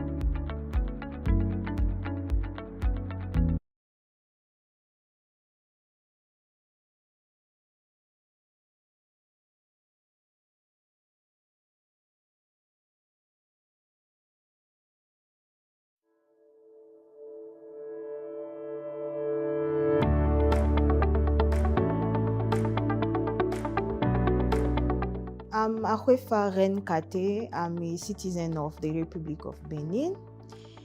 I'm a PhD student in civil engineering at PAUSTI.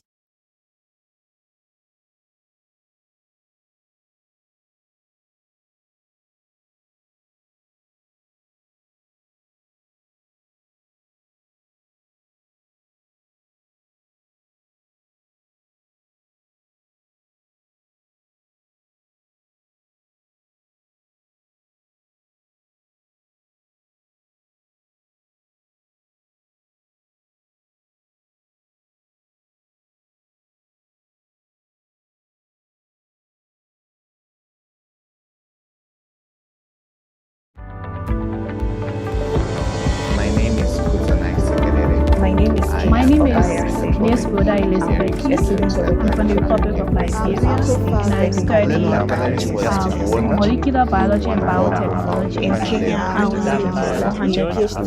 Hepatitis C virus detection has 2 billion people globally, and 400 million people have chronic kidney disease, with at least 1.4 million deaths. More than 200,000 people come from Sahara Africa, and Kenya has more than 8,100% of this virus, showing it has endemic feature of this the disease have a display or genetic variation or mutation that is linked to high clinical severity. Mainly, especially in West Africa, all of us are using nanotechnology to control disease. We are using a component of a time without being sold. The artist doesn't The have construction control industry over what happens used to a lot of cement, and cement has a really big carbon footprint. So basically, in terms of statistic, 1 ton of cement equal to 1 ton of carbon released in the environment. So we decided to, transform our research in an innovative idea that can at least bring something that will reduce as minimum as possible this footprint impact. These are the wastes that we use for cement replacement.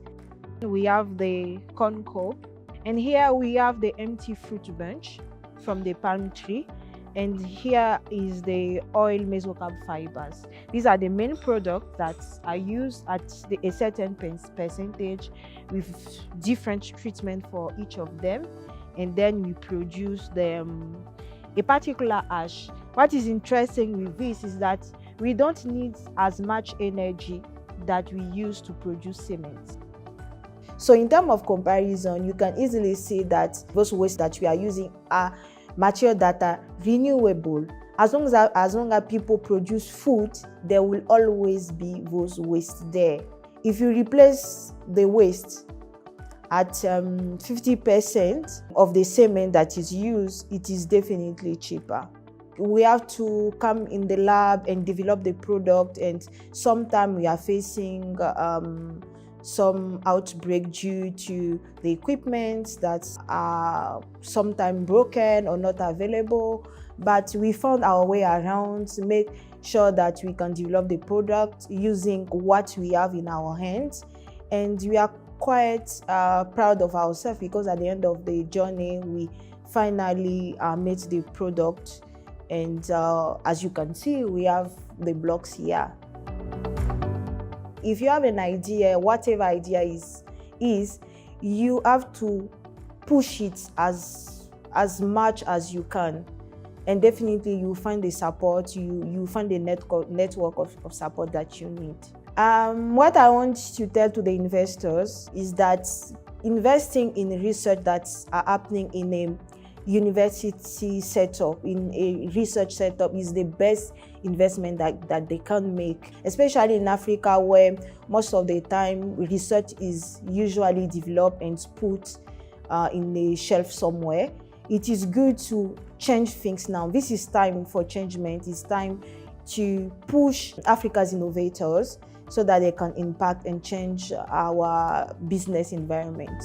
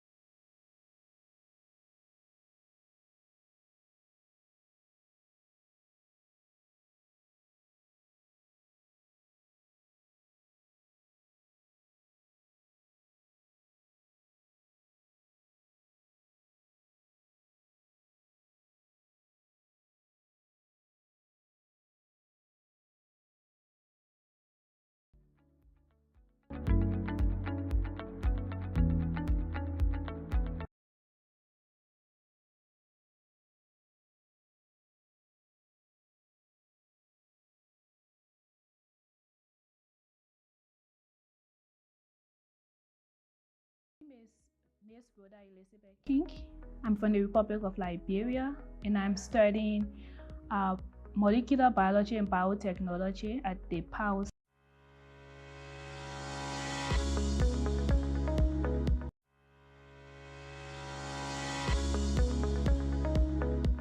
My name is Miss Rhoda Elizabeth King. I'm from the Republic of Liberia, and I'm studying molecular biology and biotechnology at the PAUSTI Institute. Hepatitis B virus infection affects 2 billion people globally.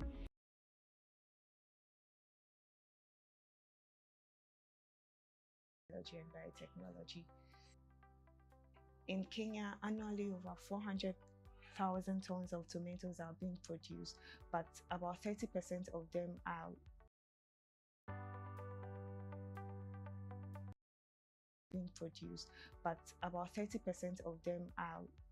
gone to waste due to post-harvest losses. We also noticed that problems or solutions that are geared towards helping in the reduction of post-harvest losses are mostly centered on the farmers, and they tend to leave out the retailers, the local retailers. Talking to the retailers, you realize how sometimes it's depressing and how sometimes they get frustrated about the business because they go for the product and within a short time, since it's fresh product, they tend to get spoiled and then they run losses. So we sat down as a team to think about how can we help these local retailers.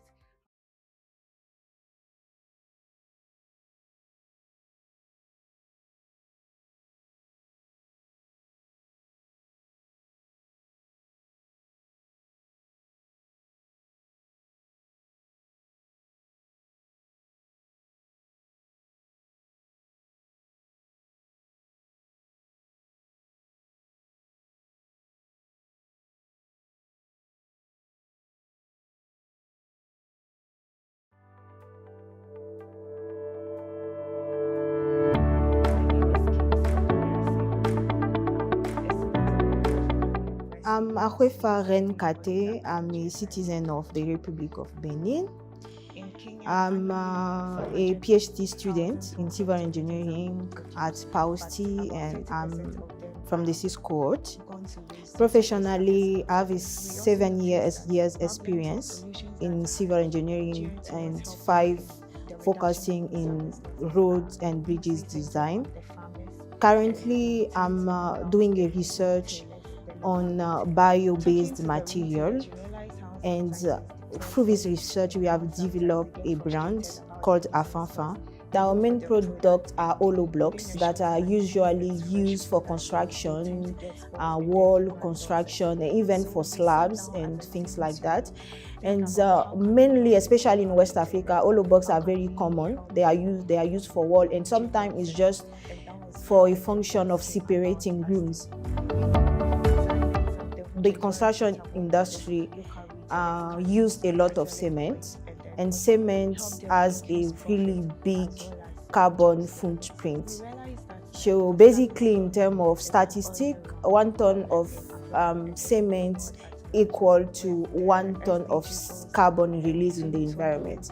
So we decided to transform our research in an innovative idea that can at least bring something that will reduce as minimum as possible this footprint impact. These are the wastes that we use for cement replacement.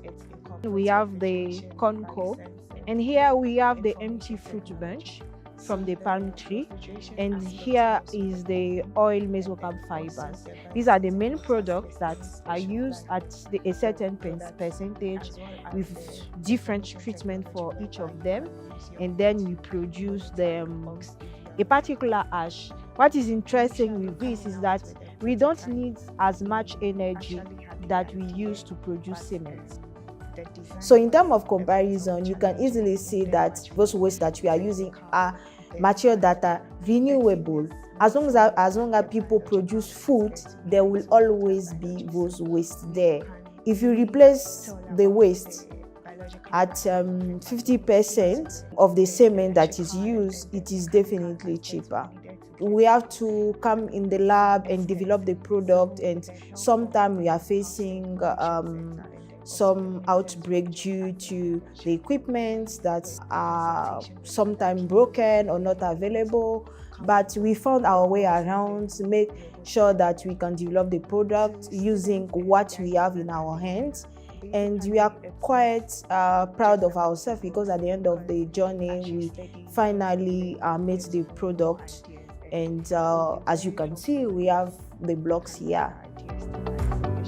If you have an idea, whatever idea is, you have to push it as much as you can.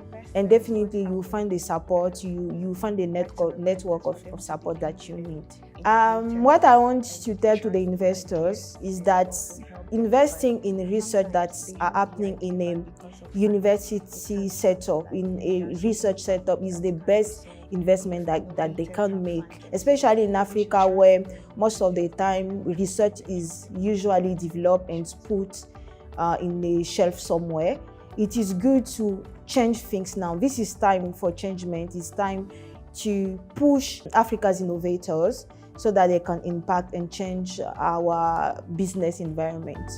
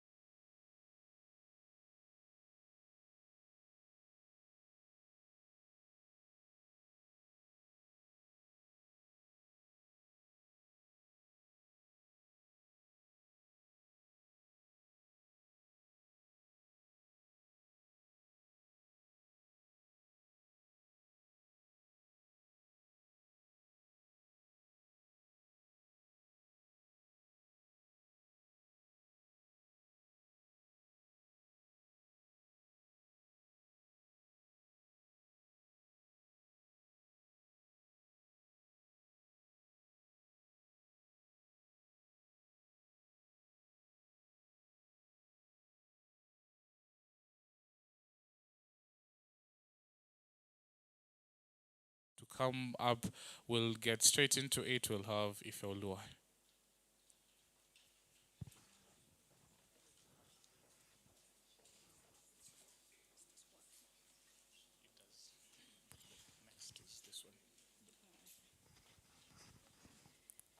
Thank you. Good afternoon. I am Ifeoluwa, and it's a pleasure to introduce our product, Better Dye, which is a loading buffer for gel electrophoresis. Just taking you a little bit into the world of molecular biology. Gel electrophoresis is a technique that you use for diagnosis of diseases, genetic testing, such as paternity testing. And an indispensable component of gel electrophoresis is the loading buffer. As a matter of fact, there is no gel electrophoresis without a loading buffer. This is because it gives the sample color, which are usually colorless, your DNA, PCR products, and at the same time, it helps to prevent sample loss. So the problem is the existing products in the market are composed of synthetic dyes, which are non-biodegradable. And this makes them potential environmental pollutants that can affect water bodies, they can affect the soil ecosystem in general. Also, the production process involves a lot of chemical synthesis, which generates toxic waste. And all these products in the market all have concerns of toxicity to the users, ranging from mild skin irritation to the potential of causing cancer. So how do we ensure we protect the scientists, protect the environment without losing the efficiency of the process? We believe that the utilization of natural, readily available components, which are produced in an eco-friendly way, would help to mitigate concerns of environmental pollution as well as toxicity. We also believe that improving user safety as well as the overall usability through affordability and versatility of the product will also be a safe space. So this is where our product, Better Dye, comes into the picture. Better Dye is a loading buffer that is composed of a plant dye, a plant that is consumed all around the globe, so there is no concern for toxicity to humans. Also, all components of this dye are 100% biodegradable. And the interesting thing about Better Dye is you require very little amount of raw materials to produce a high volume. Our product has a dual market. We have the direct users, which are diagnostic centers, research institutes, etc., and the indirect users, which are also potential partners, such as manufacturers of other PCR consumables and manufacturers of reagents that depend on detection of color changes to tell results. Our product belongs primarily to the PCR market. With the COVID-19 pandemic, everybody goes for a PCR test. So this is a market that was estimated in 2001, valued at 37.36 USD billion. And of the total market share, 78% went to consumables, to which Better Dye belongs to. This indicates a high viability for our product in the market. And this PCR consumable market is also expected to grow with a compound annual growth rate of 7.5% even in the next 8 years. During our prototyping phase, we procured raw materials to produce 1,000 mils of Better Dye. With 1,000 mils, we can generate at least 900 vials of Better Dye. And our total expenditure was $57.83 USD, indicating that we require less than $1 USD to actually produce 1 vial of Better Dye. And looking at the retail prices in the market, the least price of the top brands in the market is at $11.30 and the highest at $35.23. So with an estimated selling price of $6 USD for Better Dye, we expect even a high profit margin on this product. And we also foresee a competitive advantage to be able to provide the same efficiency with the top brands in the market at a considerably higher assurance of safety and a lower cost. Better Dye also enjoys versatility as a product in that we can produce it independently in liquid form, like what we have in the market, and we also propose an addition to the market in powdered form, which eliminates the extra cost that we experience with cold chain shipping that is currently experienced. And this will also enhance the stability of the product. We also see Better Dye as an integrative product that can be used in other PCR consumables and colorimetric reagents. We are seeking in form of grant or industrial support for 150,000 USD to be able to cover legal and regulatory compliance as well as product development, marketing, and personnel recruitment. May I introduce you to a team composed of myself, a PhD student in molecular biology and biotechnology, and also a 2-time patent application for the development of a bioproduct. And also Dr. Florence Ngonga, who also holds a patent for the development of an anti-malaria drug candidate from a plant. And also Professor Gabriel Magoma, who also holds a patent for the development of an anti-cancer drug also from a plant. So our team is all about sustainability of nature. So we look forward to discussing more on taking Better Diet to the next level across this continent and across the globe in general. Thank you so much for your attention.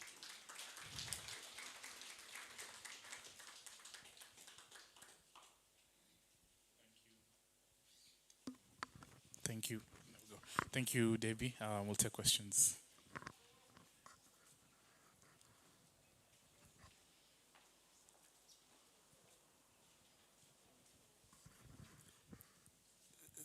Thank you, Ifeolua. That was a brilliant presentation. And congratulations for the progress you have made. Thank you, sir. I like your team because there's Professor Magoma there, and that's where my question is. Professor Magoma, we have seen quite interesting presentations since morning, innovations. But in terms of PAUST, or probably the Pan-African University itself, or even the host university, what are the really concrete steps that are in place or are being considered to ensure that the issue of IP, the issue of intellectual property and protection of these ideas is actually part of the innovation system itself? What exactly is happening, and where do we need really to probably change the landscape so that in this we protect the ideas that are coming from these various presentations? Thank you.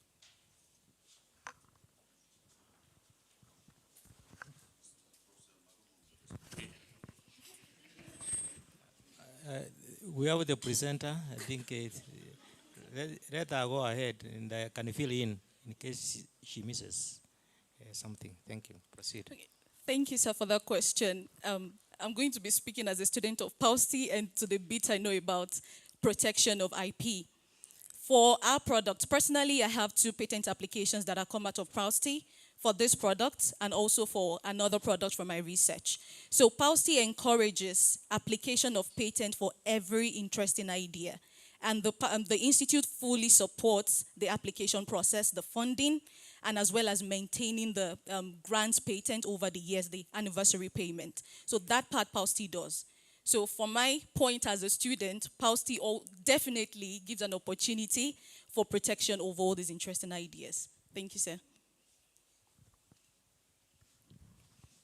Just to add that for this product, we applied for patent registration at ARIPO, which is based in Zimbabwe, and even the other product also. And we encourage all our students to actually patent, but some are either reluctant or they think it is not worthwhile. Like there's a student, I think in electrical engineering, who says it really doesn't require a patent. So this is an issue really for further discussion, because sometimes they fear that, once they reveal the claims in the patent, then probably the ideas will raise torrent or something like that. So we have different processes. We can register with ARIPO or with the Kenya, that is KIPI, Kenya Industrial Patenting Office. So some students have registered through KIPI, others through ARIPO. Thank you.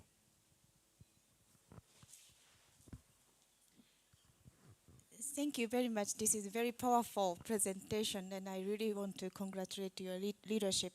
And my question is simple. Your team is composed of Dr. Florence, another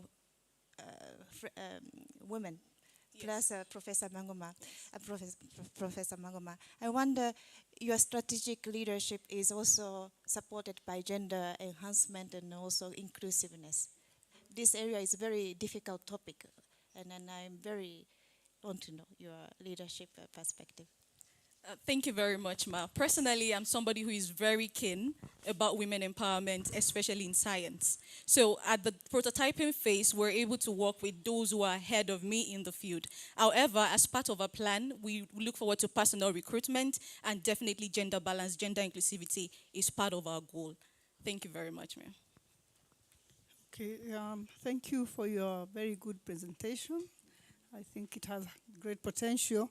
I think just to follow up on the patent issue, I think some student expressed a fear to me about maintaining the patent. Who will cover the costs of maintaining the patent year after year? I think Professor Magoma might be better placed to respond. Thank you. Yeah, we're actually doing it because we don't know any better way of going around it.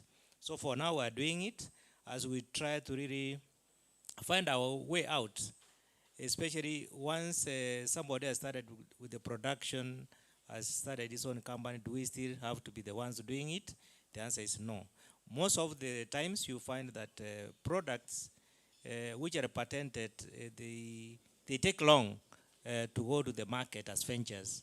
So, and that is something, that's a discussion which we need to have. Because you can have so many patents, but if you do not take them to the next level of venture creation, then that's not very useful. Thank you. Thank you, Prof. Any more questions? None. Okay. Thank you, Ifeoluwa. Thank you, Prof, as well. Thank you so much.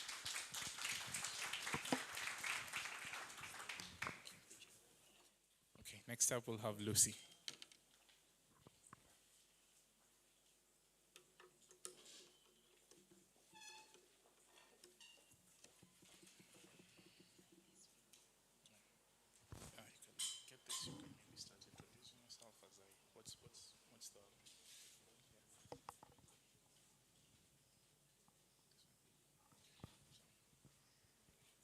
Good afternoon, everyone.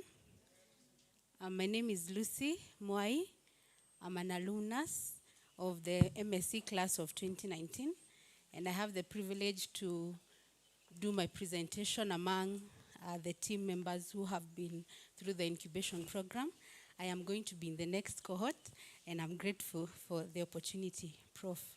I'm going to be presenting on what we did at MSc level, and I was working on a diagnostic nano kit for screening of cervical cancer, which is a great issue for all the women here, I believe.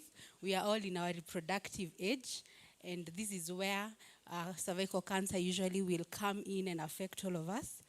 So cervical cancer is caused by a virus called HPV, human papilloma virus. And in sub-Saharan Africa, we usually focus on 16 and 18 strains because they cause about 70% of all the cervical cancers that exist. And in the world, it is the 4th female malignancy. And here in Kenya and in sub-Saharan Africa, it is the 2nd after breast cancer. And annually in Kenya, we usually will have about 5,000 cases, and over 60% of them will die, which is not a good thing. We need at least to have that number reducing with time. And the greatest issue of cervical cancer, as well as all the other cancers that exist, is the screening when we are late. We always go to the hospital when it is too late. So if we can increase the screening, improve the screening strategies, then we are able to curb any issue of cervical cancer progression. Now, the greatest issues that we have with the common tests such as pap smears is that it can only be done under a lab setting, so we cannot take it to the community where we need to have a lot of interventions in the community. It is also highly invasive, and therefore many women will shy off. It is high cost, over 3,500 for the first test, and usually it will require several visits to the hospital. And of course, I have said about the technical support, we cannot have it done outside. So what is our intervention? We want to create a rapid diagnostic system that we can be able to do: 1, reduce the cost; 2, ensure that it is not as invasive as the current testing mechanisms; and 3, ensure that it can be used for field interventions. So we are going to be targeting a protein that is produced early when you have the lesions that are caused by HPV. And this protein is called E6.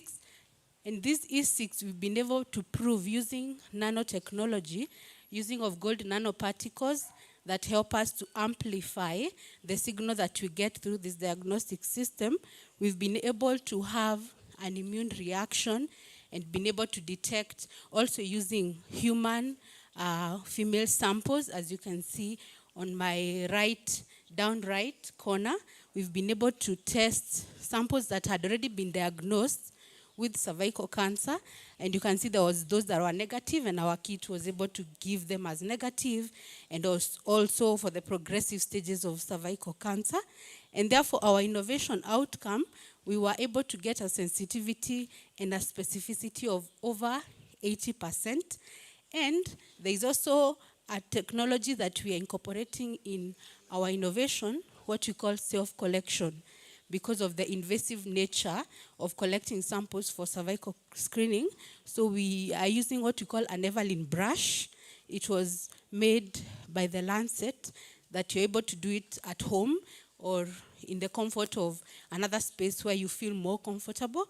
Once you collect the sample, then we use our kit. This is how we intend our kit to look like, because we are still in the stages, the early stages of trying to see how the design will look like.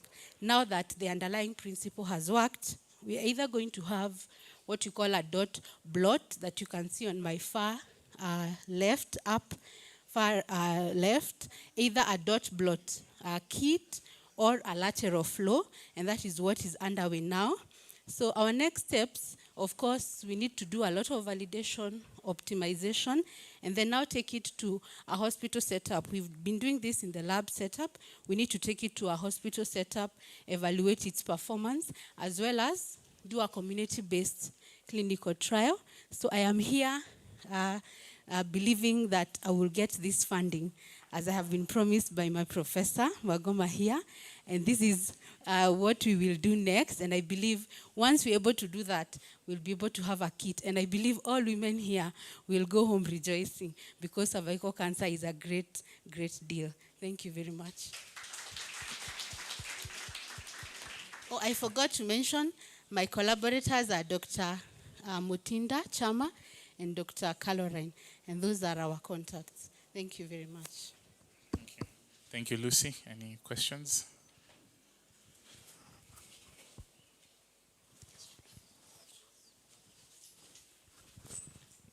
Yeah, thank you very much, Lucy, for the presentation and for putting me to task. I'm the one who will give you the money. It is not me. It is the African Development Bank, and by extension is the African Union Commission, yes. Because of the intention to really move Africa forward. Now, you have talked about specificity of 80%. Yes. Is that something to be worried about, that you will miss out on your diagnosis? Not really, because currently the pap smears are 70, around 72. So we're in a better way. Our kit is actually better in terms of detection of cervical cancer. Thank you. Any more questions for Lucy? Okay, none. Thank you, Lucy. Give her a clap. We'll have Adama next.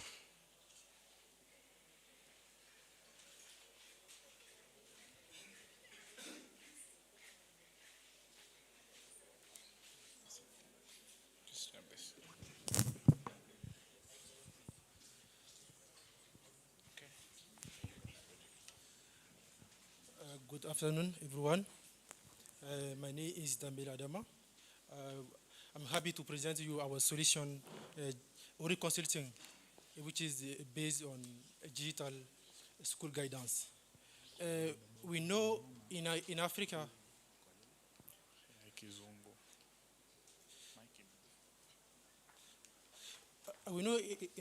especially in West Africa, most of a majority of school doesn't have a educational guidance service, which is an obstacle for school career choice.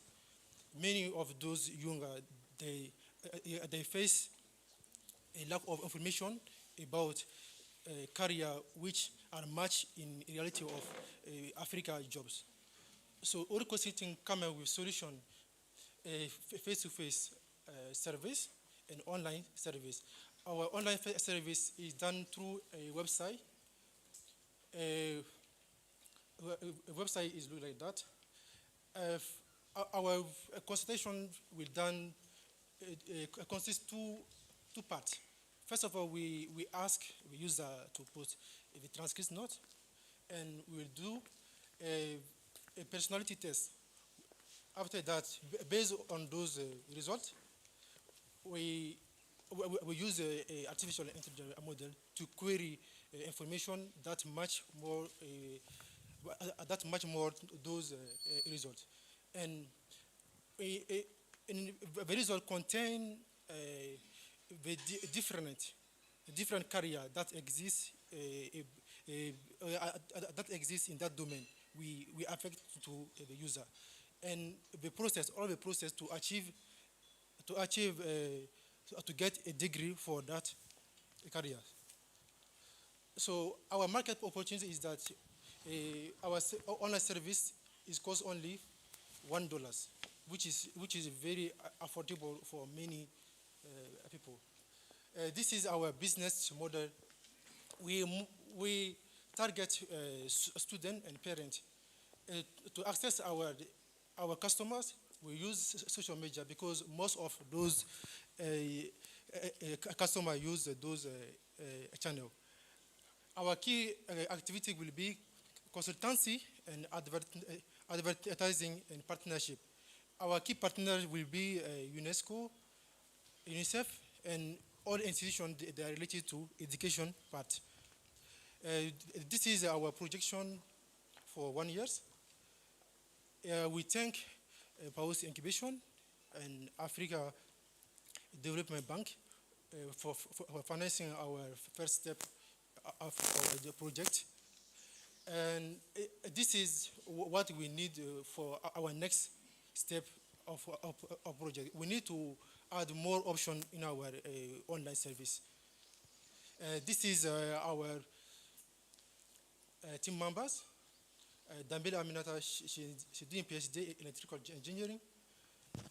My name is Dambela Adama. I'm doing MSc Data Science. And Sidibe Gausu, who's doing construction management. Thank you for your attention. This is our solution. Thank you, Adama. We'll take questions.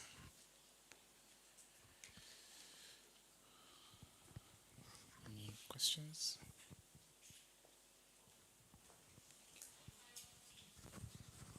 I'm filling the gap as we wait for. Now, you are talking about the server.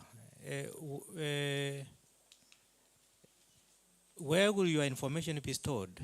Within Mali or African Union Commission or Kenya? Okay, since we are all Malian, our product will be in Mali, so the server will be in Mali. Can I ask the next question? Yes. In terms of your target audience, beneficiaries for this kit, would it be private, would it be institutions of learning, or since most of it is online, are you going to attract people to come to your platform? How is your implementation going to be like? Okay. Since we are going to use the social measures, and also we will do a partnership with some schools so that they can do some publicity for our products.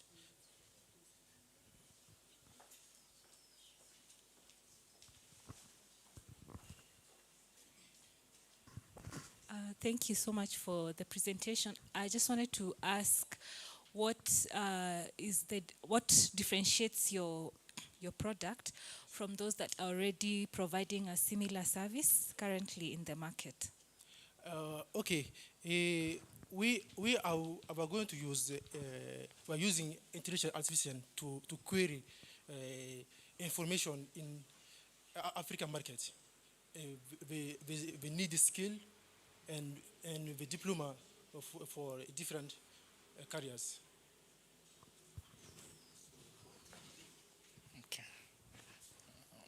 Okay, thank you, Adama. Give my hand. Thank you. We'll have Gerald next.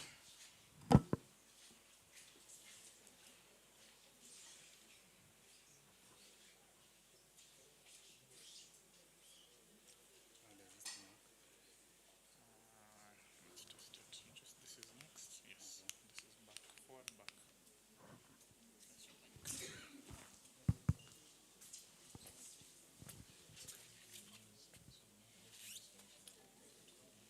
Good afternoon, everyone.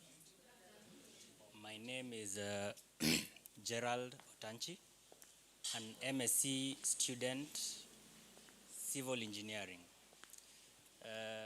So today I'm presenting on behalf of Vigingi Africa. So who are we? We are a young company dealing in the waste recycling industry. What the following is an overview of what we intend to solve. In Nairobi, we, according to a World Bank report, an estimated 2,400 tons of waste is released, and the following are the problems that our business seeks to solve. First is the problem of unemployment, and secondly is the problem of waste pollution. What is our company mission? Our mission is to uplift poor communities while solving the plastic waste concerns. I can give you an example that about 2 months ago, while we were at our industry, this young man who collect waste approached me and told me, "Bwana engineer, hii mboka yako ya kuokota uchafu inatuokolea mbaya sana. Tungependa utusaidie kuongeza team." So this loosely translates to that, Mr. Engineer, we are really happy about your initiative of assisting us in paying us a decent income in terms of waste collection. Could you please widen this space so that more of our friends can enter into the recycling space? The current status of our business, we are dealing with 100% recycled plastic posts. We're also piloting our new line of eco furniture, one of which is outside. You can see an eco bench and a stool. And at the back, you can as well see the bollards, which we supply for demarcation of walkways. Our current workforce is about 40 young men and women. Our target market, land sellers, contractors. By land sellers, I meaning those people who intend to fence their plots of land. Contractors, we supply the road signage, the bollards. For schools and the hotel industry is the market that we are intending to capture, where we will be supplying our eco bench and our eco stools. So below our products, on the top left is one of our people installing a bollard at our first site in Isipe. On the right is our team showcasing our poles, which can as well double up as road signs. And below is the first prototype of our eco bench. So we have 3 key steps in terms of coming up with the plastic poles or our raw materials. First is waste collection. We employ a 2-pronged approach. We either get our waste from industries or from the young men and women at the dump sites. Step number 2 is processing, and finally we cool and cut according to our required shapes and sizes. We have 3 main competitors: EcoPost, Plastic Post Kenya, and Correc International. Why us? Our solution is based on engineering principles. Not every company out there that is claiming to make posts do it in the right manner. Whether it is in terms of mixing ratios and testing of the output in terms of flexural strength. We promise you, if we tell you it's 20 years warranty, it is 20 years. We are engineers. We are the only recycling company that is not limiting ourselves only to fencing poles. Our competitors are only selling fencing poles. Us, we are trying to improve it. We are trying to build the eco bench. We are trying to build the stools.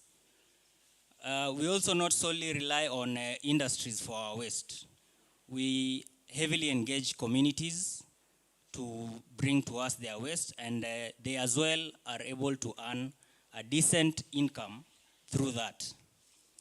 In terms of product positioning, we score very highly in terms of sustainability. Our price compares with that of concrete and timber. In terms of the cost of manufacturing, our fencing poles in terms of materials is 100 shillings, and electricity. Those are our 2 highest costs. In terms of electricity, that can be reduced, but in terms of material, we still wish to maintain it at that, because industries give it to us for free, but since we pay people from the community, we intend to keep it at that. Our cost of production is 274 shillings, and profit per pole is 375 shillings. Our management team, our boss, Joel Agolo, who has 16 years experience in managing people. Myself, Gerald, who has done extensive research in terms of plastic use and its application. Austin Odak, our lead marketer, and finally Charlene, who is in our marketing department. So what support do we need? We would like to go green. As you've seen, electricity consumes quite a lot in terms of our cost. Therefore, we would ask for $49,000 to go green. An additional extruder to boost our capacity, since we cannot take up large orders, a manual chain link. So to cover the above, we'll be glad to have a grant. Alternatively, we propose $77,300 for 10% of our company. Thank you.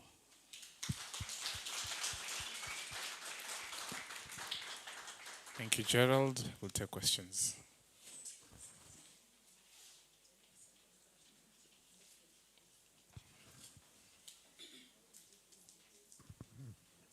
Thank you, Gerard. Excellent presentation. Just 2 questions. The first one is on the poles that you produce.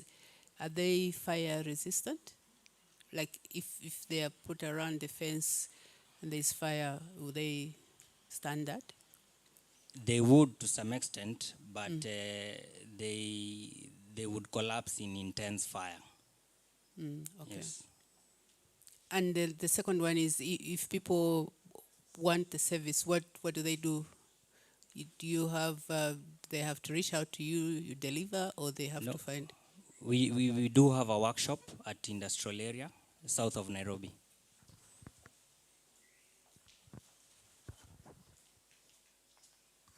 Thank you for that wonderful pitch. I'm just wondering about the raw material, because you're focusing more on plastic, right? Yes.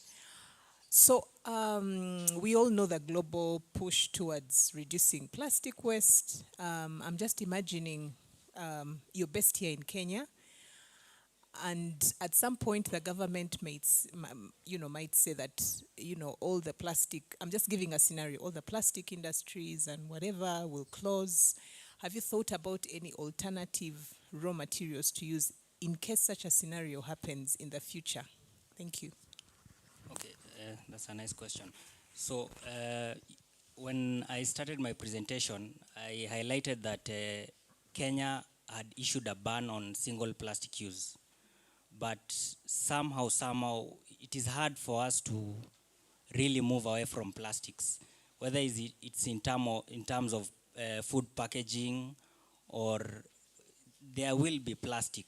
And this will be for the next several years. So I believe our business is still sustainable for quite a number of years. The plastic business is still, menace is still quite a lot in our country, especially in Kenya.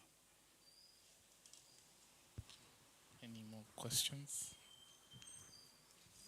For me, I want to ask about the marketing strategies. How will you reach your customers? You highlighted the customers, the target market, but you've not brought out clearly how you do the marketing. For now, we really don't have any problem in terms of marketing, because in any case, we are unable to meet our market demands. People come to us through referrals. So for now, we operate like that. Any more questions for Gerald? Yes, please. Thank you very much, Gerald, for that presentation. I think it's one of the best presentations when we are looking at how we are bringing innovations to be part of our environmental sustainability. My question here is probably amongst us as policymakers, particularly from the ministry here. These kind of projects or innovations by young people, I think they also require deliberate affirmative actions to be supported, because they are not only creating some sustainability or employment or engagement for these youth to contribute to our development, but they are also playing a critical role in terms of environment and sustainability, waste management, and the plastic is one of the waste that has been menacing most of our countries.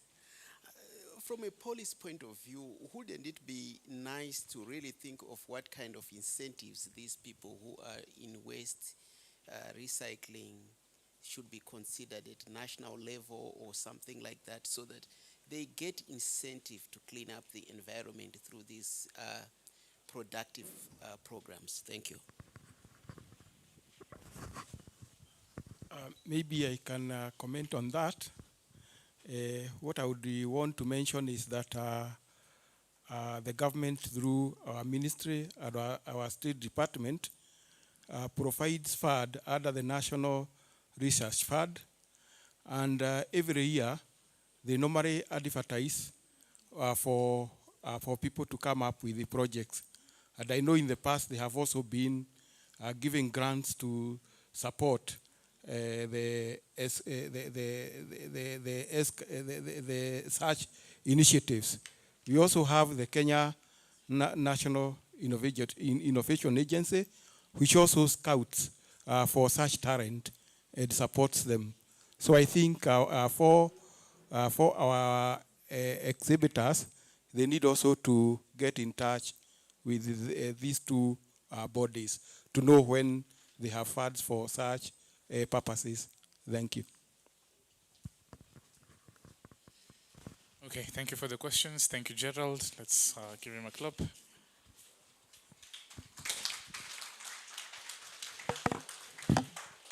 Okay, we are almost there. Thank you for your lots of patience. 2 more and we'll be done. So up next we have Kudzanai, I believe.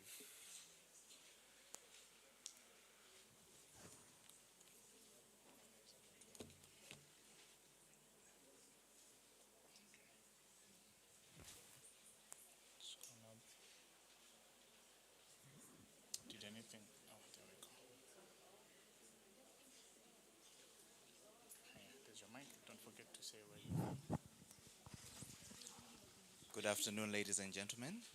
My name is Kudzanai Sekerere. I am a PAUSTI student doing a master's in mechatronic engineering. I am from Zimbabwe.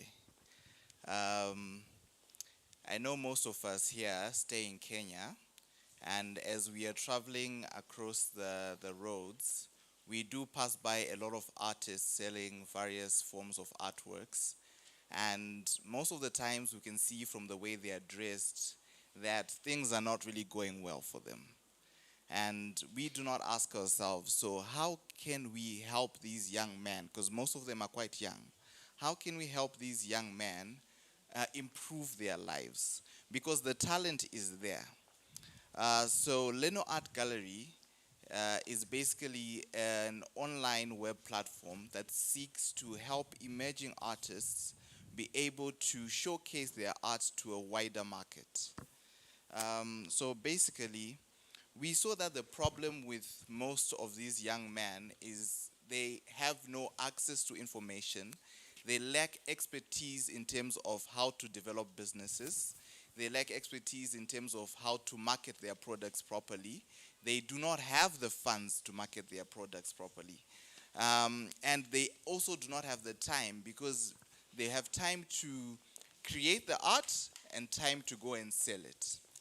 Between that, to really have time to then come up with a business plan, start proposing on how they're going to market and sell their art is quite a tiresome task for most of them. So what we have come up with is a solution that is online based. We're giving them a platform that helps them have control over their own art. Because in most cases, online, traditional art galleries only take either a certain genre of art, or depending with the curator, they've got specific things they are looking at. So not everyone can be represented within the regular galleries that we have. And as well, there are so many African artists, but so few African galleries.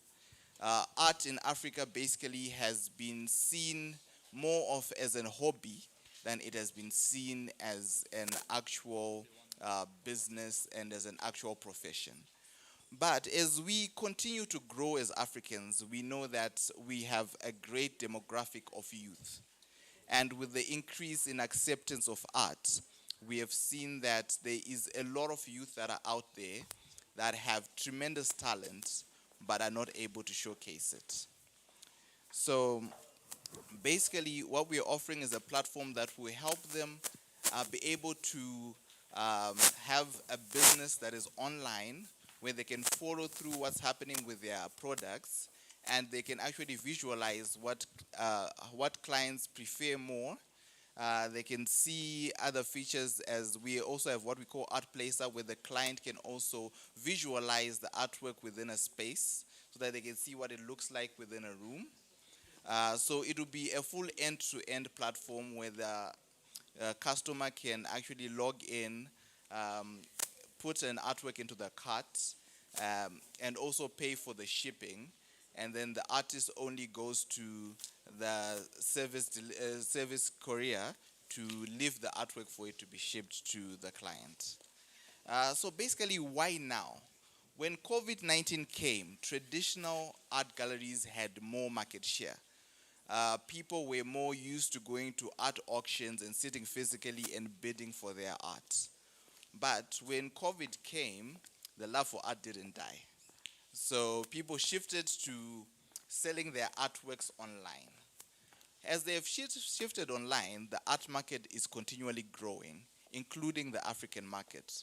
But we still have a lot of artists in the streets who do not yet have the access to that market, which is the gap that we want to bridge at the moment. And as well, digital technology is continually moving, it's continually growing. Now we have AI and blockchain, and we are not limited in what is possible in terms of technology. Technology is continually improving. So as we continue to digitize, we also want artists to be able to grow with the technology and to be able to be appreciated more within the global spectrum. So within the marketplace, we have seen that between 2020 and 2021, there was a 121% growth in young contemporary African art that was sold globally. And we saw that there is a 6.2% growth on online sales between the same years. And there was a recovery for the East African art community of 97.8%, from 1.6 million for the year 2020 to 3.1 million for the year 2021. So definitely the art market is growing. So we are very grateful to the African Union and the African Development Bank and PAUSTI and our incubation hub for giving us a $5,000 grant, which we used on developing the web application. We are currently in the process of creating portfolios for artists. We are making video portfolios for them so that we can also build them up as a brand. We are also putting in some of the money on marketing via social media, continually improving on our SEO so that our site is more visible, and equipment such as our cameras that we're using to create the videos. So basically our product lineup it's an online marketplace. It's a web application for the artist and the art lover to be able to interact with different art genres, be it sculptures, be it paintings, be it drawings, any form of art, be it even jewelry. As long as it's art that has been created within Africa, we want it to see the light of day on the global economic space. So currently, we are still doing the videography for most of our artists that we have onboarded, and then we will upload them on the gallery, but the gallery is already live. We are continually posting on our social media and doing email marketing to different galleries and continually optimizing our search engine so that our site is visible. So market opportunities, we see that the art market is growing. It is said that from 2021 to 2025, the global art market is expected to grow by over $200 billion US, which is a part of the market that we also want the African markets to be able to be captured in and also benefit from that market growth. So we will also be utilizing commission-based payments for the artists, because most of them are low-income earners. We can't expect them to pay for the service before they get something out of it. So when they sell art through our platform, that's when they will then pay a commission on what they have sold. For those who are more established, they can choose to have us advertise them more, so they can pay for their own online advertising through our different platforms. So our competition is basically the traditional art galleries, of course, international art auction houses, which we also hope to partner with in the near future. And our go-to-market strategy is basically leveraging on the story that our artists have. Each and every artist within the African economy has a story to tell. Their background on who they are and how they've become artists and how they've grown as an artist is why we are creating video profiles for them, so that they can build themselves up as a brand that also boosts the value of their artwork. So current needs. Our current platform is a basic e-commerce platform that does have a few extra plugins that help express our art more, but we want to move with technology. We want to have an AI and blockchain-based web application, and this does not come at the price that our current grant had, this is what we initially wanted to develop, but it was beyond our financial capabilities. So we do want to develop this. We want to market our art more. We want to push more on our social media and our web marketing and even our email marketing, as well as visiting some of the art galleries to show them the products that different artists within the African economy have. We also want to onboard artist liaison officers within different regions to be able to actually go and talk to some of these artists, because as much as technology may be simple for most of us here, for some of them they haven't been exposed to it as much. So it would take a process of actually having someone take them through what needs to be done and actually assist them through the process of logging in, creating an account, uploading their art. And also, that's why we also put equipment. We want our artist liaisons to have their own cameras to help take quality images of the artwork that they have, to create the video profiles of the artists so that we can then upload them to the platform and showcase what different artists within the African economy have. We also want to purchase an art gallery mailing lists. There are different museums and galleries that have mailing lists for sale that can also help us market ourselves to a broader network. And we are also interested in having introductions to art buyers, galleries, and other artists within the market. So basically what we are asking for today is 55,500 to move on to the next stage within our development. And we will be offering up 10% of our company, because we believe that the talent that is in Africa and how it's continually growing would definitely make our business grow to being a $1 million business. So the team is comprised of myself. I'm leading in the technical development side. Then we have Rodney, who's a curator for an art gallery in Harare, and he's also our artist liaison within Harare. We have Kudakwashe, who is the head of marketing and is responsible for this lovely presentation we have today. We have an accounting officer who's responsible for keeping our books so that we do abide by the law and pay our taxes as we are registered within Zimbabwe. And we have the brains behind this operation, Nano, who is a creative and an artist with over 15 years experience. And through his experience of selling art within the African economy is where we have come up with this idea to create a platform that will showcase art for different artists within the African economy. There are our details, info@lenoartgallery.com for those who would want to contact us, or via WhatsApp or phone number, which is a Kenyan number, 0790-455-011. And we are also found on various social media platforms as Nano Art Gallery.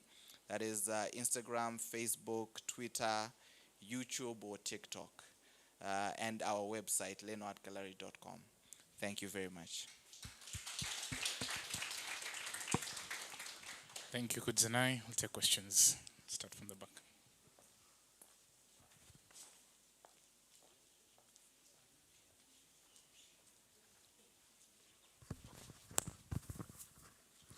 Thank you, Kudzanai, for a great presentation. So I think mine is more of a comment, not really a question. So I think I would say it's a space probably that's been overlooked. I do see the problem you're trying to solve, but I think you need to, the challenge with, two-sided marketplaces is always, side selling, right? So the first time you connect an artist with a, potential client, what would make that client, come back to your platform and not talk directly to the, to the artist, right? So maybe, I don't know if you guys have already thought about that, but it's something you need to, just think through. And then I think, I like what you're saying about sort of like leveraging newer technologies.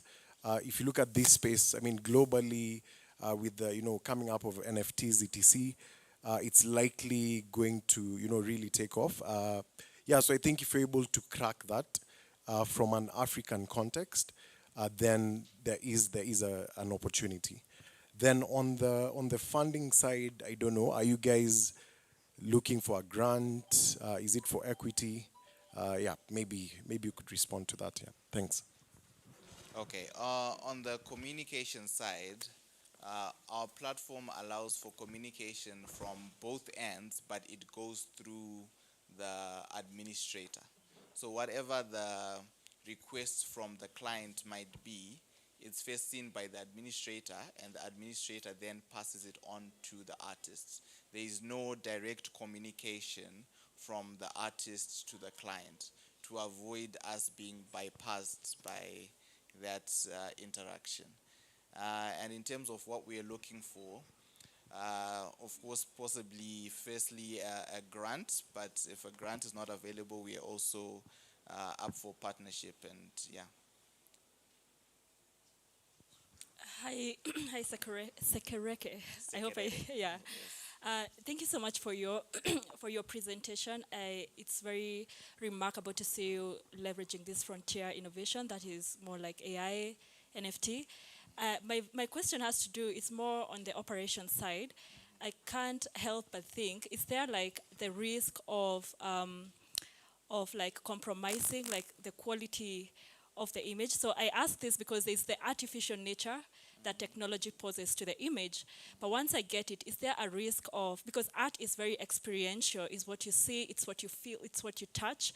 So are we getting people subscribed to a less refined nature and quality of the image? Is there a risk there? Of course, that risk is there, but what we are trying to do is make sure that we have professional photographers take the pictures. That is why I was speaking about having artist liaisons actually go to the artist, so that not everyone is taking pictures with their phones and uploading. Because if everyone takes pictures, you know, not everyone has a good phone camera, and we don't want to end up just having different quality of images on the site. That's why we need boots on the ground who are actually doing the work, so that we preserve the kind of quality that's being showcased on the site, as well as indicating, we have a space where someone can indicate the colors that are on the artwork, so that you can actually then see, because at times when you're looking at the color and what's really there, it might be different depending on the kind of camera that's been used. So to avoid that, we're also adding a place where the colors are also written, so that you know what colors you're looking at. Yeah.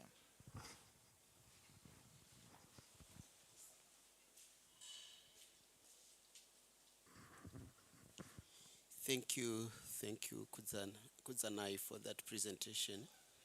I think it's a brilliant presentation. I've got a couple of observations and probably one or two questions to probably, I don't know whether Prof or other private sector here with us to try to intervene on this. The first question is just an observation. Why Lino Chico and then Lino Art Gallery? You may not need to answer that one. Now, the first part of my question is, Africa is 55 countries, and you are online serving all of us. Some speak French, Arabic, and all that. How do you leverage the language when I see most of these guys being more of the English origin? So probably there is also a need to see a growth in which you can harness the diversity of the continent in terms of language.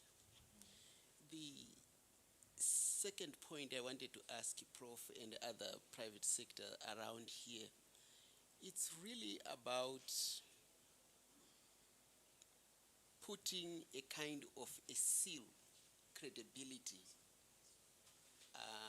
on some of these innovations, so that people have confidence when they see the majority of these young people, they want to do most of the things online. But for me to think of just going online, register and uploading my stuff there, I have to think several times. How can we try to really assist these young innovators to have access to bigger markets through building a credible seal that these people, they pitched here, we have seen what they do, this is credible, people go for it. Something like that. The last point is the one raised by the previous speaker there in terms of technologies. I also see a potential in 3D images, which I don't know whether you are already exploiting in this, because by nature, for the art, we need to see it in its entirety. So 3D technologies and kind of enhancements can actually assist the visuals of your... Okay, on your first question, why Leno Art Gallery? Leno is my brother, actually. So growing up with Leno, our background is not from a wealthy family. We did what we could, and our parents did what they could. And Leno, from an early age, started making art, be it small sculptures and whatnot. And we used to also do what we see these guys doing: go on the road, sell his artwork on the road, get a few bucks, you go back home, and utilize that money for different things that were needed at home. But we always saw that at times we ended up selling the artwork, maybe for an amount that could buy us bread for the day, but the cost of how much the material was is barely covered. So we saw the struggle that he was going through, and we initially opened a page for him on Instagram, and we saw that we were now getting clients from the UK, we got one from Switzerland, and we saw that there's definitely opportunity for Africans to sell. So the initial idea was actually that we were going to sell the art based on what Leno was making, and we initially wanted to sell Leno's art. Then when I came to Kenya, I saw that this is not a problem that's in Zimbabwe and because of our Zimbabwean economy, because we also have people here who are selling their artwork on the roadside and are going through the same stuff that we were going through during that time. So we saw that, and there are a lot of galleries already that have a name that includes Africa in it. So we figured to make it unique, we are leveraging on the creative that we have. And we named it after the creative whom we have. And so that we are also unique, we didn't want to include Africa in it, because we end up being one of, I think there are about 7 or 8. If you Google African Art Gallery, several will pop up at the same time. So we do not want people to be confused when they are searching for us in terms of which art gallery is this. That's why that name then went on there. The other question was about 3D. There is an application called ArtPlacer. It helps you visualize an artwork in different spaces. You can be able to see it in 360 degrees and be able to visualize it even within your own home, in your own wall, to see what it will look like. And we are incorporating that application as one of the plugins on our web platform, so that it can also help different buyers to visualize the artwork in different spaces to see if it actually goes with what they want. And in terms of security, our website is an SSL certificate. So when it comes to securing your information, it will be very secure on our website. Okay, thank you, Kudzanai. Okay, best for last, Justin.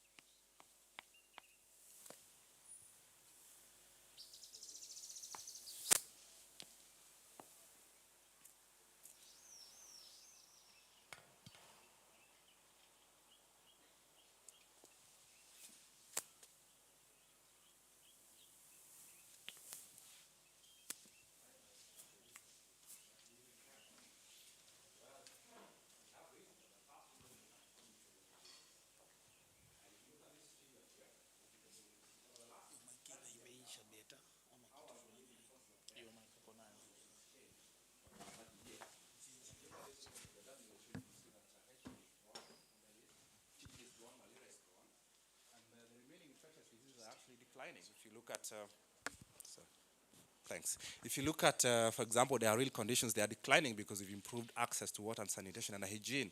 If you look at pulmonary infectious deaths, they are also going down because we've done things like pneumococcal conjugate vaccines. If you look at things like neonatal conditions, we have also improved antenatal care. In this country, we have a program called Linda Mama that actually takes care of all expectant mothers.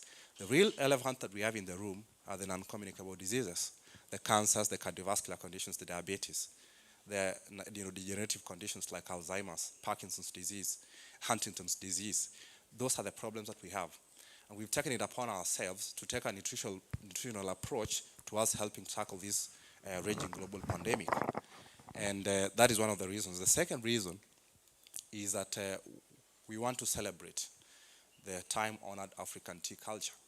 Kenya is the second best country in tea in the world, and we wanted to go make something for the people. And the third reason is that we are African scientists here, and we need to find ways of these skills finding true living expression. And we also have Pan-African ideals within us, so we want to express those. And the fourth, fifth, and sixth reasons are all about who we are as a company. We are about economic empowerment, we are about healthy consumerism, we are all about climate action. So we have wrapped all these reasons into one product, and we are calling it Impact Hibiscus Dawa. And here it is. Here it is, we have launched it here today. So that is the tea that we have. And it turns out that it's very good for you. It's rich in vitamin C, which is a very strong immune boosting properties. It's rich in antioxidants, which are good at neutralizing, toxic radicals in the body, and then good aging, healthy aging, as well as it's been proven to have good anti-gastric cancer properties. And the third reason is it's rich in anthocyanins, which are good competitive inhibitors of angiotensin converting enzymes. My professor is here for chemistry, Prof. Magoma. He knows this, and that is a good agent against high blood pressure. It's good also for maintaining cardiovascular health. And also it's a drink that you can have for all seasons. It's very refreshing. So that is what we have. Those are the benefits for this product. And we have also looked at the state of the market and its competition.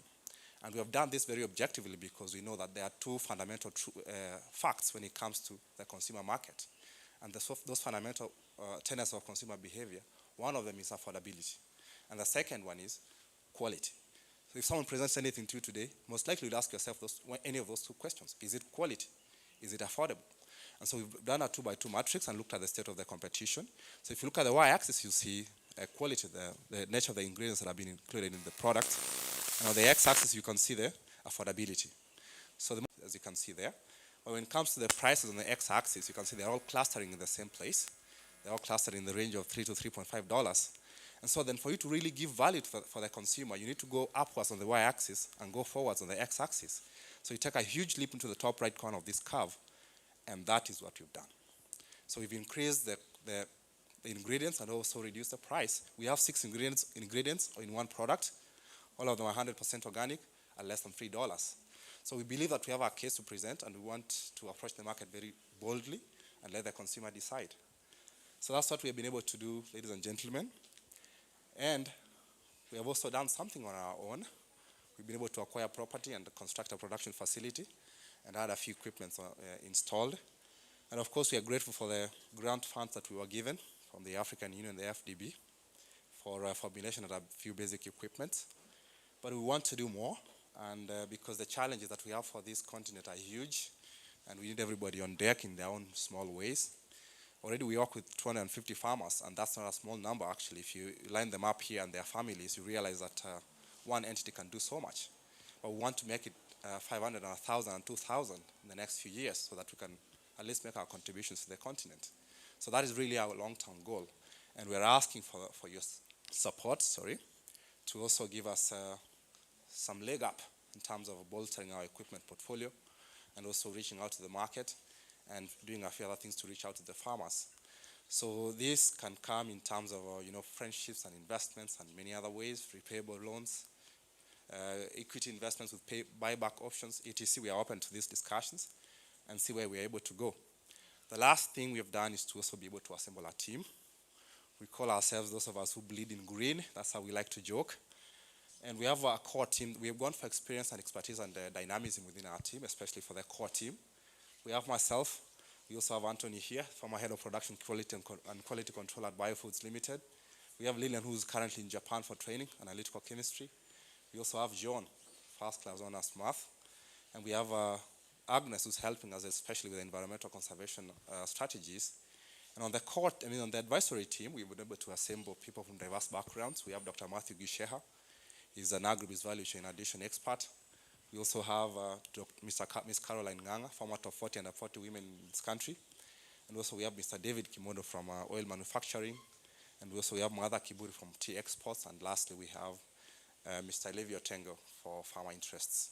So we believe that we have the human capital to keep us at this, and so that we can continue with this strategy that we have. Thank you very much for our partners. And in this country, we've had a very long day today. We had a very long day today, but we want to invite you for a cup of coffee or tea. And we are saying karibu chai. In this country, that is how we say welcome for a cup of hibiscus tea. Thank you very much.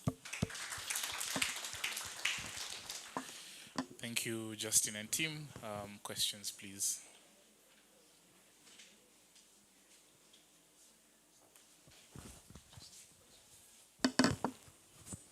Yeah, thank you very much for a very good presentation.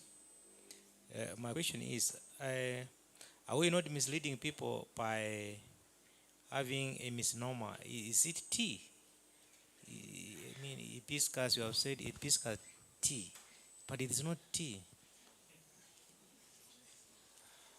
Yeah, it is a misnomer in the sense that... And then there is hibiscus. When I was, a few days back, when I was in, is it the hub in Karen, I saw hibiscus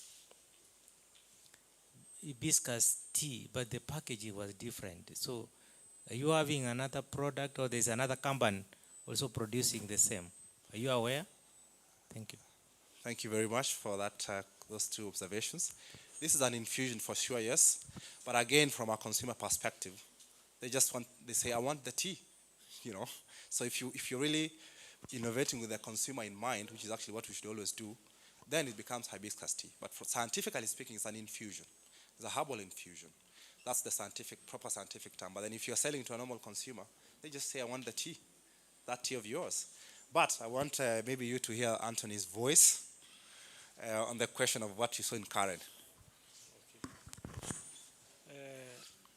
Just addressing on the issue of the variation probably you saw in the Karen, what is there is that we have the impact hibiscus dawa, which is not just made of hibiscus, but it is hibiscus plus other 5 ingredients.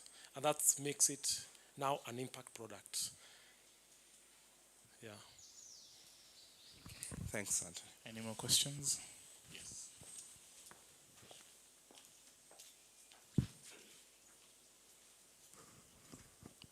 Good afternoon, everyone. My name is Samuel. I'm an investor. For an advice, I would ask you to call that one a humble tea, or hibiscus humble tea.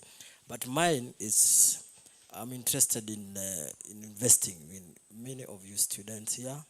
I started there as well back in 2000, and I became somebody. I have a company called Sampesa Agency Limited. It's worth $1 billion shillings and above, but I did not get investor. I worked within my thinking, and I got investors. What I would advise these inventors is don't give shares out. Seal a deal of 5 years, 2 years. Like me, I'm interested with the there's Luce Mwai, with a deal of 5 million for 5 years. She gives me 80% control because I have an idea better than she has. Or we can both share the ideas. Then after 5 years, I'll part and I'll leave her company known and like a big company. So that's what I would want you guys. Don't give out shares because we don't want investors, especially like me. I would want to own every company. I would want to be as a partner, make money, then go for another one, like that, like that. Thank you very much. Thank you. Any more questions for Justin? Okay, none. Thank you. Thank you very much.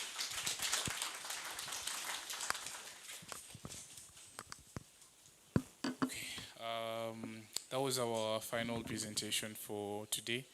From my end, what you don't get to see today is the amount of preparation that the students have put into it. It's examination period for PhD and master students. A lot of them have been defending their thesis, writing them, and all that alongside preparing for this day, which has been extremely stressful. But 12 out of 12, good job to everyone. I'd just like us to give a very, very hearty clap to them before we can conclude. Okay, finally, one more thing on the agenda, then we can have some lunch and some lovely conversations afterward. I'd love to welcome Ms. Aida Nganga, who's the head of Community and Ecosystem at IHUB, to give us the closing remarks, and then we can break for lunch and for the rest of the day. Thank you.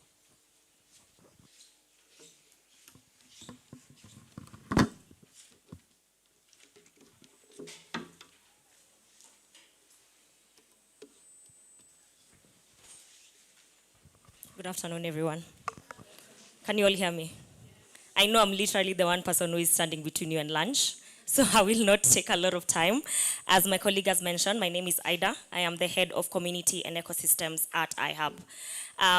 So to our distinguished guests, all protocol observed, thank you so much for gracing our event today, our demo day. I know it's taken you a lot of time and you're all very busy. So again, thank you so much for taking time out of your busy schedules to be here today.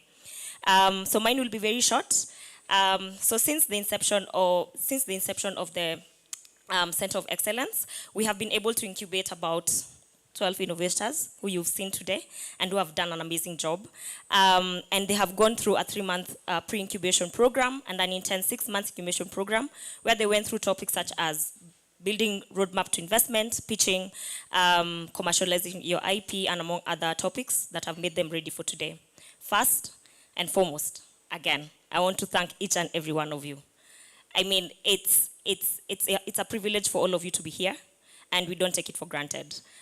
We are all very busy, and we all have other things to do, but we want to thank you again as IHUB, as CCHUB, and as the Center of Innovation. The innovators, I wish I could mention all of you by name, but you've all introduced yourselves for the past 2.5 hours. So thank you again for working tirelessly and juggling between your school calendar in master's and PhD programs, your personal lives, attending the pre-incubation and incubation sessions, and coming up with your prototypes. What you have been able to achieve cannot be easily replicated. Some of the prototype ideas were born 7 years ago, and through the PAUSTI and Incubation Center of Excellence, the ideas have been tried, tested, and now we can say have been verified. They have stood the test of time and are ready to go to market. The Africa Development Bank, AFDB, thank you for making this program come to life and directly promoting African innovation. African Union, AU, for continuously supporting the PAUSTI institution and providing the opportunity to educate the continent. JQAT, for hosting the PAU institution and by extension the PAUSTI Center of Excellence. As IHUB, our main agenda is to create an inclusive Pan-African innovation ecosystem, and we look forward to driving and contributing to the African innovation ecosystem with all of you. Lastly, I want to thank my colleagues of IHUB and specifically Mungai, Tevin, and Faith, who have made it their mission to help the innovators achieve what they've been able to showcase today and making this demo day a success. Thank you. For now, let's go and enjoy lunch, network, have brilliant conversations with the people who are here, and let's hear more from the innovators who have they have set aside their booths at the back so that you can be able to ask as many questions as you can.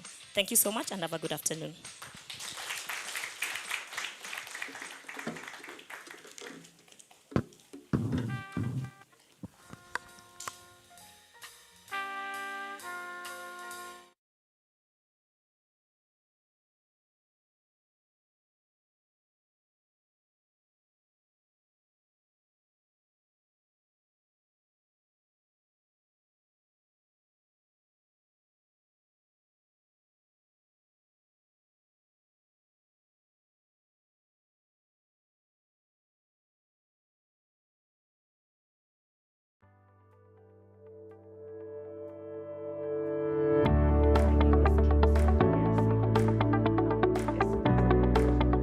I'm Akwefa Ren Kate. I'm a citizen of the Republic of Benin.